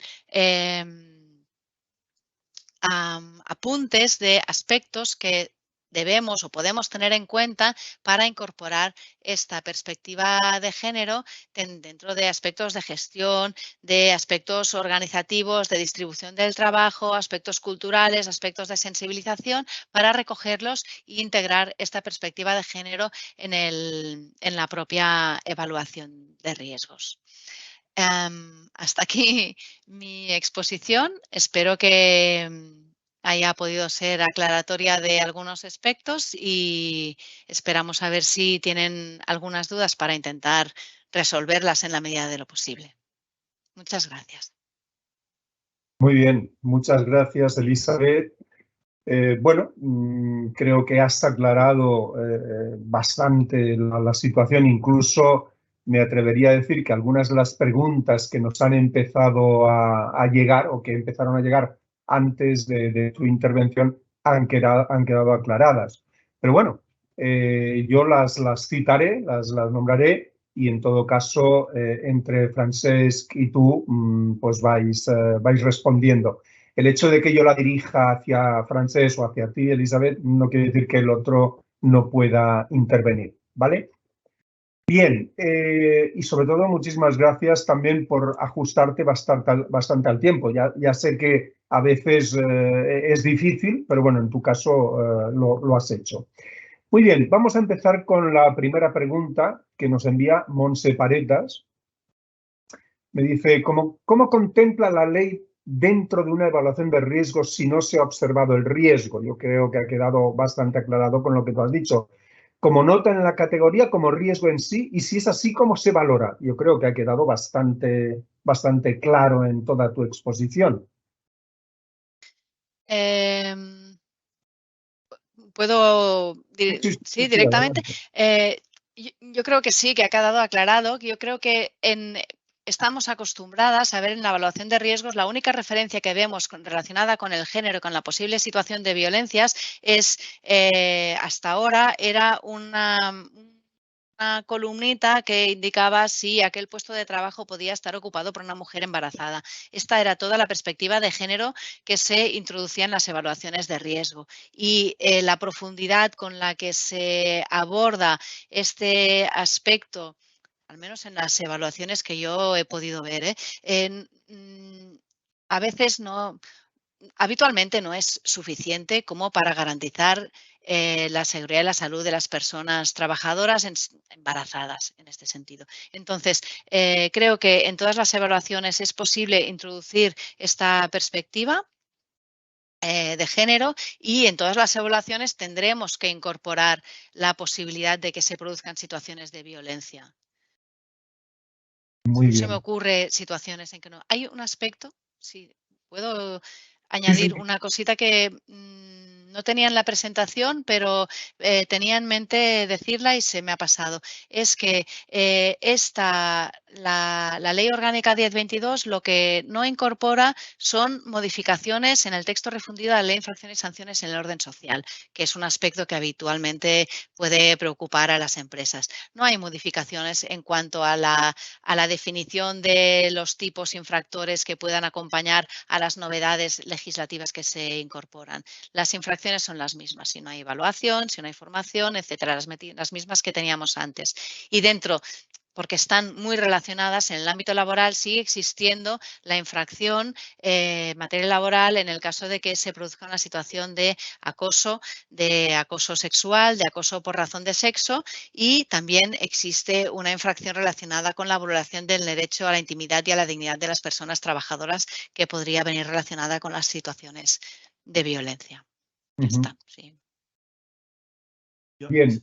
si me permites, Alejandro, también respondiendo a esta pregunta, lo que dice esta nueva ley es que hay que incorporar, si no se incorpora, si no está incorporado ya el riesgo de violencia sexual en la evaluación de riesgos, y que se puede desarrollar, como ya ha comentado antes Elizabeth, en la evaluación psicosocial, por ejemplo, con el F-Psico, ¿no? Que pregunta sobre aspectos concretos de si se dan situaciones de acoso sexual o discriminaciones. Se puede también desarrollar a través de la fase de diagnóstico del plan de igualdad, incluso si se considera necesario, por ejemplo, porque hay trabajos en solitario, y así, por ejemplo, el criterio técnico de inspección del 104/2021 también comenta que si hay situaciones como trabajo en solitario, hay que hacer una evaluación específica de los riesgos que comporta ese trabajo en solitario. Y ahí también podría darse el tema de la agresión sexual. Por ejemplo, si tenemos una trabajadora en una gasolinera o ¿no? en un sitio que está trabajando en solitario, pues igual ahí habría que hacer una evaluación específica de ver si hay, valorando el riesgo de agresión sexual por parte de una persona ajena a la organización, pues si las medidas de seguridad pues de los cierres, de las puertas, de los accesos, la posibilidad de que esta persona se pueda comunicar con alguien de vigilancia o con algún compañero, bueno, también habría que evaluarlo. Muy bien. Me parece, perdón, puedo. Sí, sí. Bueno, Pero me parece interesante también en sí, cuanto a pero la evaluación. Dime. pensando en muchas preguntas. Vale. Bueno, solo un inciso. En cuanto a la evaluación, es difícil incorporarlo, pero sí que yo me he encontrado en expedientes en la inspección relacionados con situaciones presuntamente de violencia sexual, pero no dentro de la empresa, dentro del centro de trabajo, sino fuera de la empresa, en convención de la empresa para convención anual para los resultados o lo que fuere, y después, ¿qué pasa cuando finaliza esta convención? ¿Hasta dónde continúa el nexo laboral? Este tipo de situaciones que son más dadas a que se produzcan estas situaciones. Pero yo creo que ahí cada caso deberá analizarse en concreto y muchas veces al final son las resoluciones judiciales que lo acaban determinando. Era solo esto. Muy bien.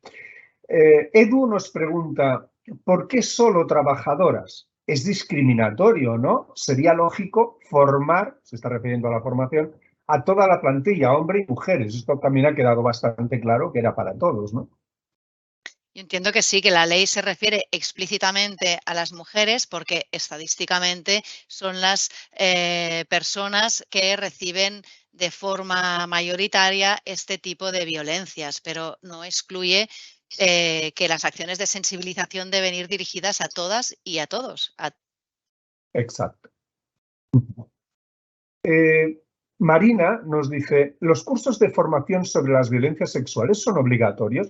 Tenía entendido que el protocolo, por ejemplo, en el caso del acoso, es obligatorio para todas las empresas, pero que la formación no es una obligación como tal. Pues en este momento los cursos que se ofrecen sobre este tema tienen un coste bastante alto para las empresas. Yo, si me permites, Sí. La implantación del protocolo, que es de obligado cumplimiento por todas las empresas, comporta esta implantación una fase como medida preventiva de formación y de sensibilización de todos los trabajadores. Es decir, que a través de la obligación de establecer un protocolo, de ahí se deriva la obligación de formar y sensibilizar e informar a los trabajadores. Por lo tanto, tal como yo lo veo, es una obligación para todas las empresas. Otra cosa es el tema del coste de la formación, ahí sí que ya lo desconozco, pero seguramente que habrán opciones, no sé, nosotros mismos en el campus tenemos una oferta formativa y algunos cursos que igual se pueden adaptar y que son lógicamente gratuitos para las empresas mutualistas. Marina más abajo nos dice, siguiendo con la pregunta anterior, ¿esta formación la tendría que hacer el mismo servicio de prevención de riesgos que tiene la empresa? La podría, ¿no? Claro. Podría, sí. El servicio de prevención o una formación que se derive del plan de igualdad, ¿no? A través de la Comisión de Igualdad, Recursos Humanos. Bueno, no necesariamente debería hacerlo el servicio de prevención. Yo lo que me encuentro en la práctica es que muchas empresas solicitan a través del servicio de prevención que les propongan un protocolo de acoso sexual o por razón de sexo, que debe incorporar ahora todos los aspectos que hemos dicho. Sin embargo, las empresas que tienen más de 50 personas trabajadoras deben tener un plan de igualdad y el plan de igualdad debe incorporar este protocolo. Por lo tanto, el plan de igualdad se realiza a través de la Comisión de Igualdad y pues no necesariamente debe o se vehicula siempre a través del servicio de prevención, que puede hacerse. También hay empresas dedicadas a temas de igualdad específicamente. Exacto. Pello Meseguer nos pregunta, en lo que atañe a la prevención, evaluación de riesgos y formación e información, ¿las personas expuestas al riesgo de sufrir violencia sexual solo serían las mujeres o se trataría de un riesgo al que están expuestos todos los trabajadores? También ha quedado claro de que puede ser todos, pero habitualmente son las mujeres y adolescentes, ¿no? Yo los expedientes que he tenido de situaciones de acoso sexual son todos, las personas que han denunciado esta situación son todas mujeres.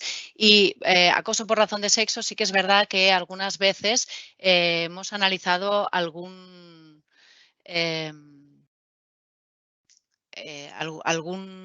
sí que ha habido algún expediente que no tiene esta componente tan clara de género. Pero vaya. Nos llega una pregunta anónima que dice, entiendo que son situaciones individuales y pueden quedar completamente invisibilizado una situación de riesgo en la evaluación psicosocial. El canal debería ser otro. No es una pregunta, es una observación, pero bueno, yo creo que debéis contestar vuestra opinión al respecto. Yo entiendo que la evaluación de riesgos psicosociales puede ayudar a identificar un conflicto, una situación de acoso que pueda afectar a un departamento, pero no es la herramienta para identificar situaciones de acoso. Hay otros canales que son más útiles para identificar estas situaciones. Comentaba antes Elizabeth, ¿no? A través de vigilancia de la salud, pues a lo mejor la persona que esté siendo víctima de acoso sexual lo puede comunicar al médico y de ahí pues se comunicaría al servicio de prevención. O existe el protocolo de acoso sexual o de acoso laboral en general para comunicar este tipo de situaciones. A veces es verdad que una evaluación de riesgos psicosociales, como lo que haces es evaluar grupos o subgrupos dentro de la empresa, una situación puntual que afecte a una única persona puede quedar diluida, ese malestar, ese problema dentro del grupo y, por lo tanto, a través de la evaluación psicosocial no identificar esa situación. Claro, porque además cuando se analiza en la evaluación de riesgos psicosociales, cuando los subgrupos que se van realizando, si hay un subgrupo que está ocupado únicamente por una persona, a efectos de confidencialidad de datos que debe garantizarse en la evaluación de riesgos, debe ampliarse ese grupo, evitando que esté compuesto por una única persona. Y hay estas otras vías, exactamente. Esa misma persona, creo, porque pone anónimo, dice, además, entiendo que es el mismo además, las preguntas planteadas en la evaluación psicosocial, tal y como están, pueden dar un resultado que no se corresponda con la realidad. Puede quedar muy distorsionado. Todo el mundo en una empresa puede ser conocedor de una situación irregular, no siendo la cuantificación del resultado acorde a la realidad. entiendo, y continúa entiendo que el canal, cuando se dan estas situaciones, es canal de denuncia y protocolos especiales.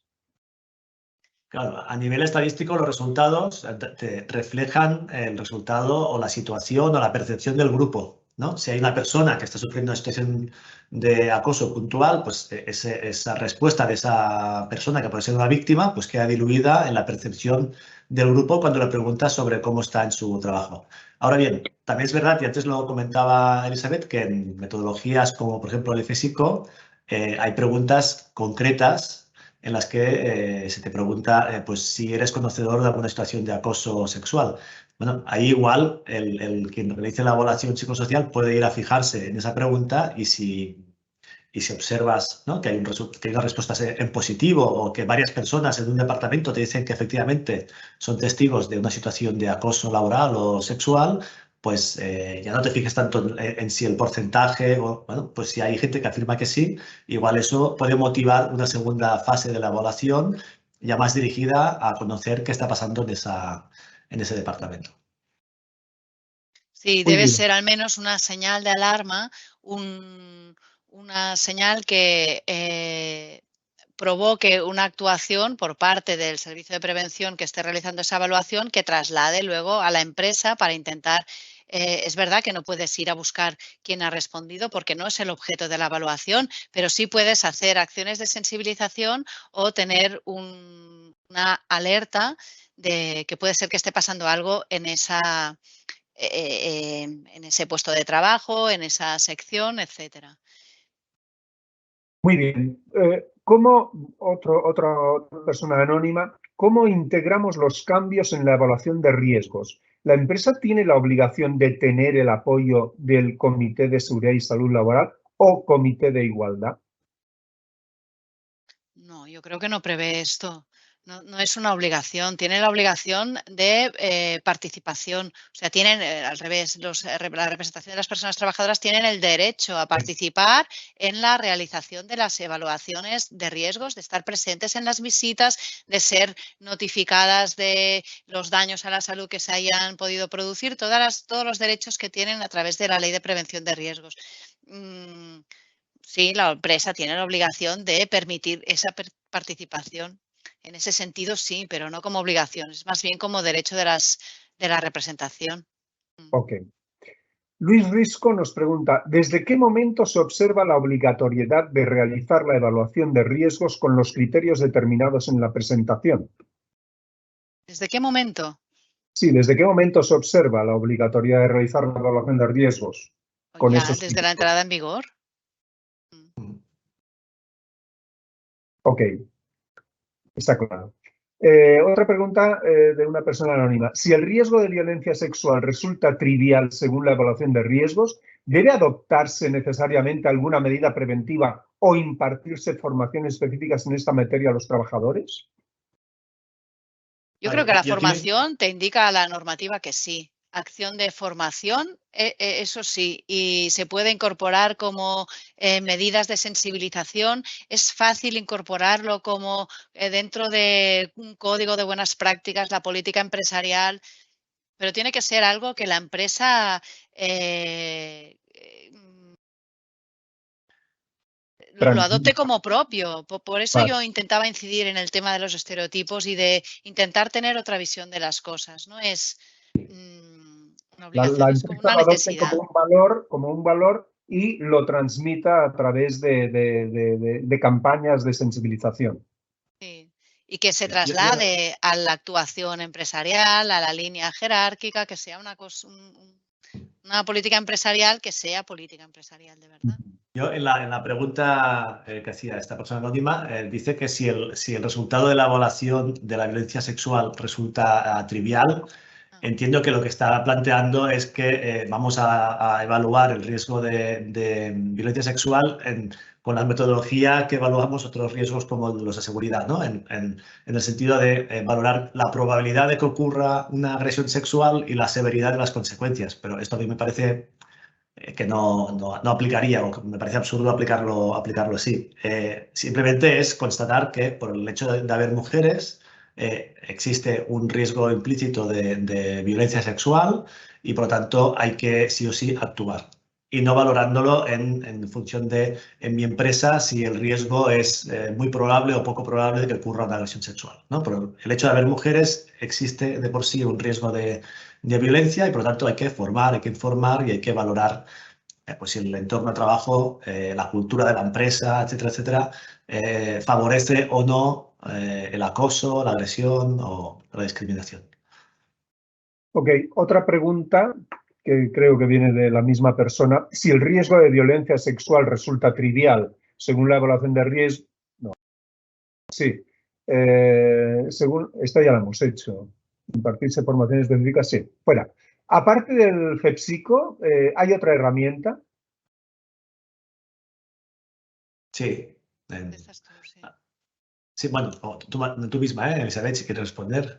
¿No? Hay más herramientas, no muchas más, pero, por ejemplo, la Guía de Inspección de Trabajo y Seguridad Social reconoce algunas herramientas, metodologías para evaluar los riesgos psicosociales. Los más utilizados, pues el FSICO en su versión actual, el 4.1, que es del Instituto Nacional de Seguridad y Salud del Trabajo, o el ISTAS, COPSOC, ISTAS 21, que es el elaborado por el Instituto Sindical de Trabajo Ambiente y Salud de Comisiones Obreras. Y luego hay algún otro método, pero vamos, estos dos son los más universales y los más utilizados.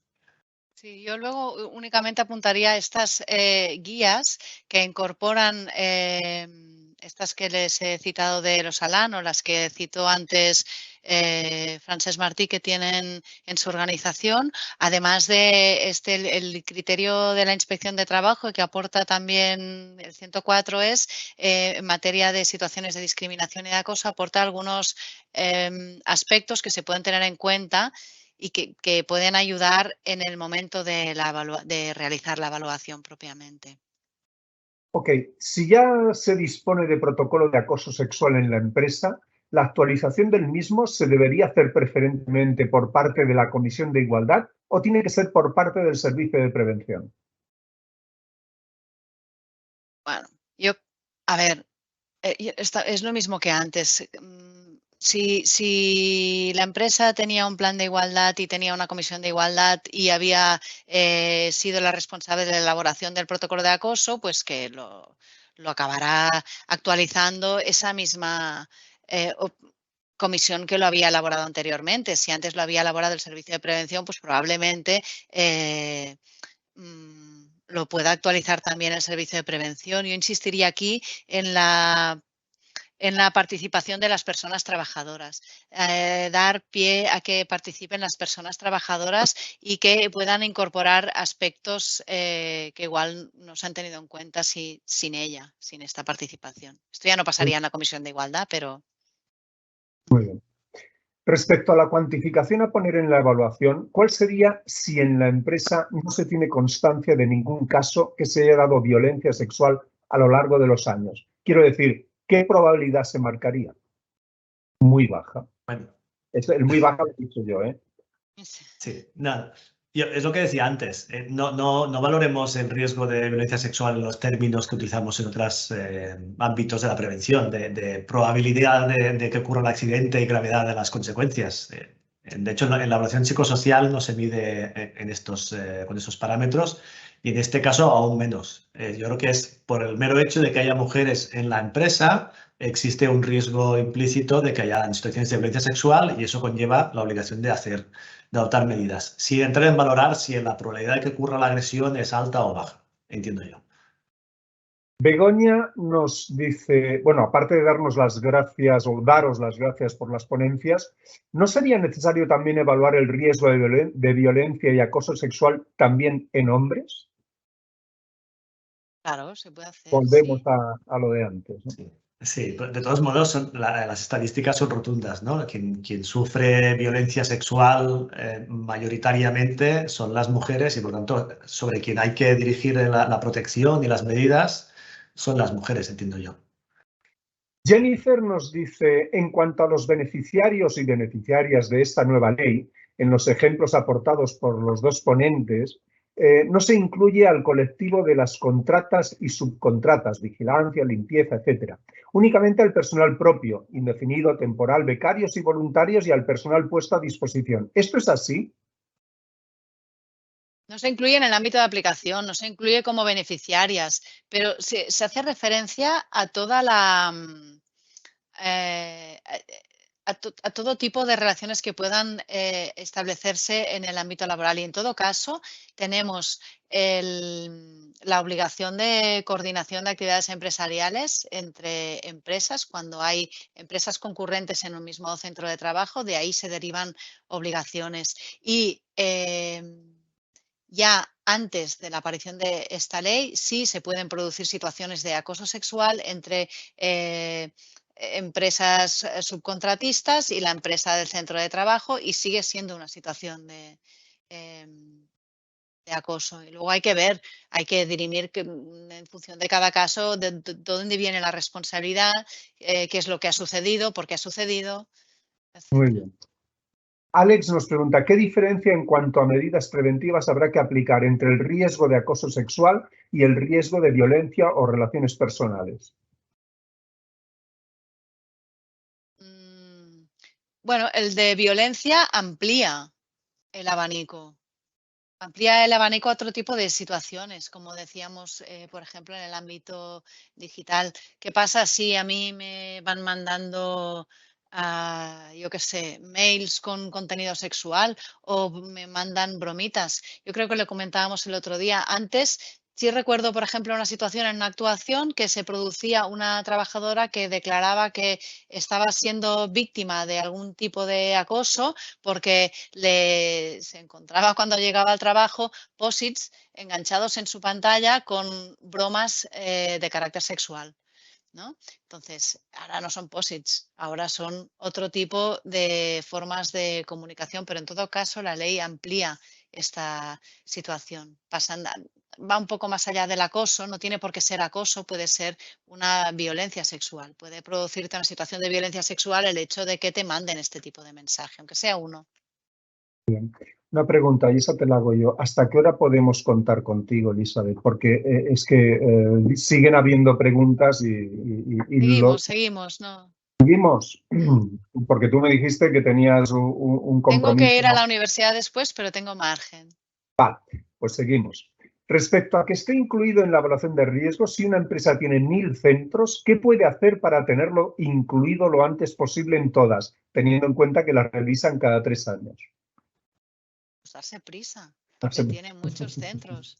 No, depende de las circunstancias, cómo sean los centros. Hay empresas que tienen una política de estructura física de los centros de trabajo muy parecida y estructuralmente son parecidos, por lo tanto, en ese sentido será más fácil la actuación. Sin embargo, desde un punto de vista de evaluación de riesgos psicosociales, ahí interviene más la respuesta individual de cada una de las personas que están ocupando los puestos de trabajo. Por lo tanto, por un lado será más fácil, por otro lado, deberá incorporar estas aportaciones en la evaluación de riesgos psicosociales.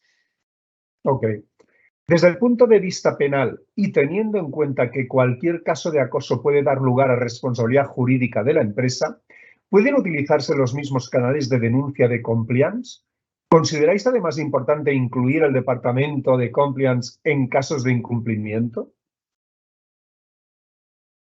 Depende de cómo se articule el protocolo de acoso.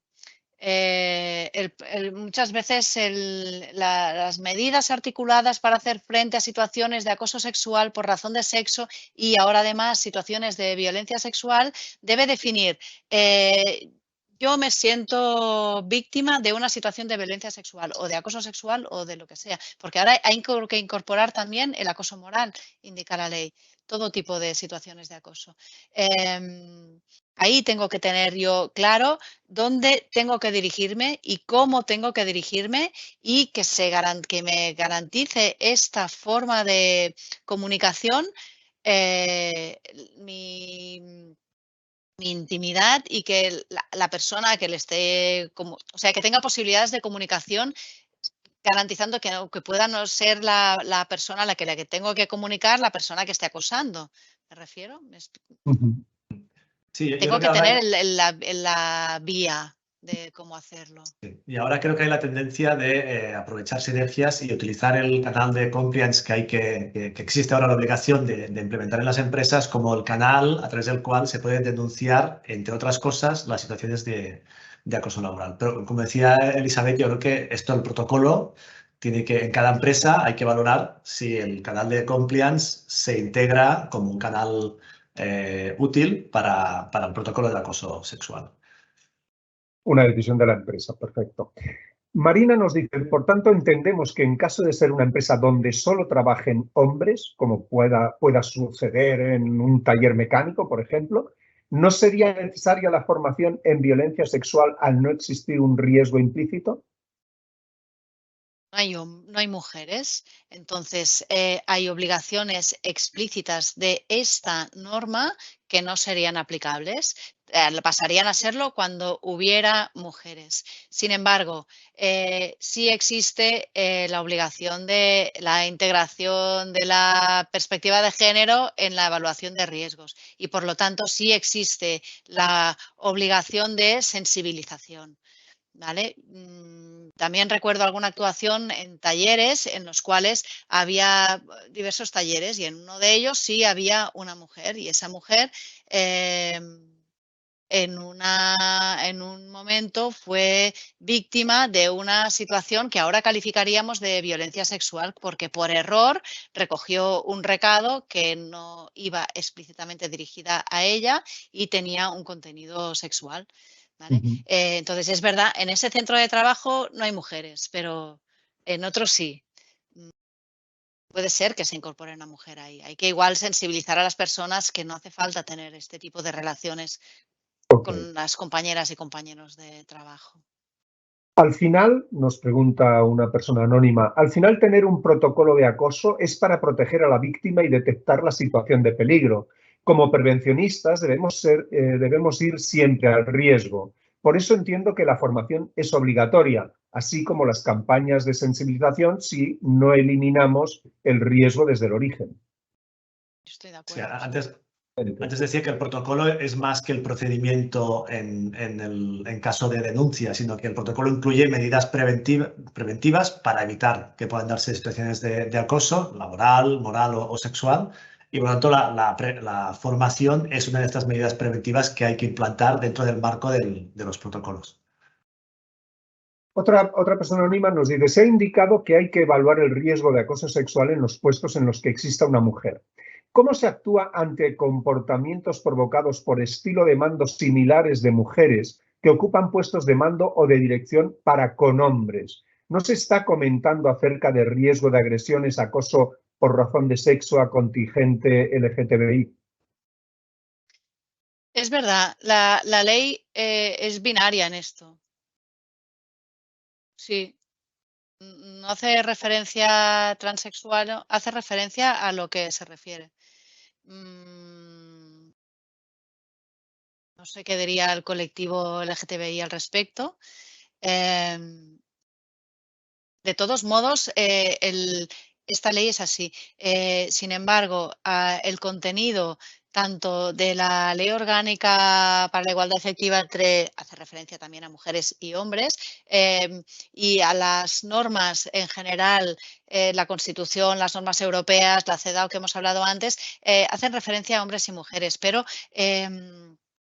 las formas de discriminación pueden producirse entre otros colectivos también y quedan amparadas por este tipo de situaciones. La misma persona más abajo nos dice, por concretar, el comentario anterior me refiero a los riesgos de acoso y agresiones por identidad u orientación sexual. Y ha quedado claro con lo que tú has dicho. Muy bien, seguimos. En la evaluación psicosocial CEPSICO se valora el riesgo y se categoriza en moderado, elevado y muy elevado. Y en la ley 10/2022 se pide una valoración. Por eso los técnicos o las técnicas nos preocupa concretar esto. Concretar. Sí, entiendo que lo que quiere decir es, al final, que podamos concretar que el riesgo de violencia sexual en nuestra empresa es moderado, bajo, elevado, muy elevado. yo creo que no vamos a poder concretarlo porque no es una cuestión de trabajo a la cual estés expuesto en mayor o menor grado. Es una situación que puede darse. Como mucho lo que podemos valorar es en la encuesta el porcentaje de gente que ha dicho que ha observado situaciones de acoso sexual y en función de ello pues hacer una valoración de en qué medidas es un problema en la empresa. Pero no creo que podamos llegar a la conclusión de que en una empresa el riesgo es muy elevado o moderado. Estoy de acuerdo, es una dificultad. Yo creo que lo relevante en este tipo de evaluaciones, lo hemos dicho varias veces, pero permitirme que insista, porque en las evaluaciones de riesgos psicosociales a veces adolecen de esto, se traslada a la evaluación cuantitativa y no se hace una evaluación cualitativa aportando otros datos que la empresa tiene y que la técnica o el técnico de prevención o el equipo que está realizando esa evaluación tiene que disponer y tiene que saber leer a los efectos de valorar si aquella situación es de riesgo. Vamos a decir, ¿es de riesgo o no es de riesgo? Damos por contestada la siguiente pregunta que la voy a hacer de una persona dirigida. Has comentado que no hay que evaluar este riesgo de violencia sexual con los criterios de probabilidad-severidad. Lo has dicho tú, Francesc. Entonces, ¿cómo hay que evaluarlo? ¿Habríamos de utilizar una metodología existente o se trataría simplemente de contemplar el riesgo? Creo que ha quedado ya suficientemente contestado. Vamos a la última pregunta. Continuando con la pregunta inicial y para concretar, que nos lo hace Montse Paretas, ¿qué texto se podría introducir para incluir en cada categoría de las evaluaciones generales y cumplir la ley? ¿El factor de riesgo por haber mujeres en ese espacio o los comentados de sitios con poca luz, etcétera, que pueden hacer incumplir los artículos 12, 16 o 38 de la ley? Esta es compleja. O esta ambos, ¿no? El toro, ¿eh? O sea, esta ya...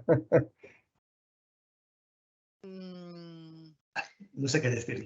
Los de aspectos o sea, hay que incluirlos los dos porque se refieren a aspectos distintos, ¿no? Si se detecta una situación de riesgo que va aparejada a un factor de riesgo estructural, de falta de luz, de que soy una trabajadora de la limpieza en una estación de la Renfe y trabajo de noche, eso es distinto de si la estructura física de mi puesto de trabajo puede mejorarse. Hay riesgos que puedes aportar medidas preventivas concretas y ¿te refería a eso un poco o no? Y luego la evaluación de riesgos psicosociales tendrá otro cariz.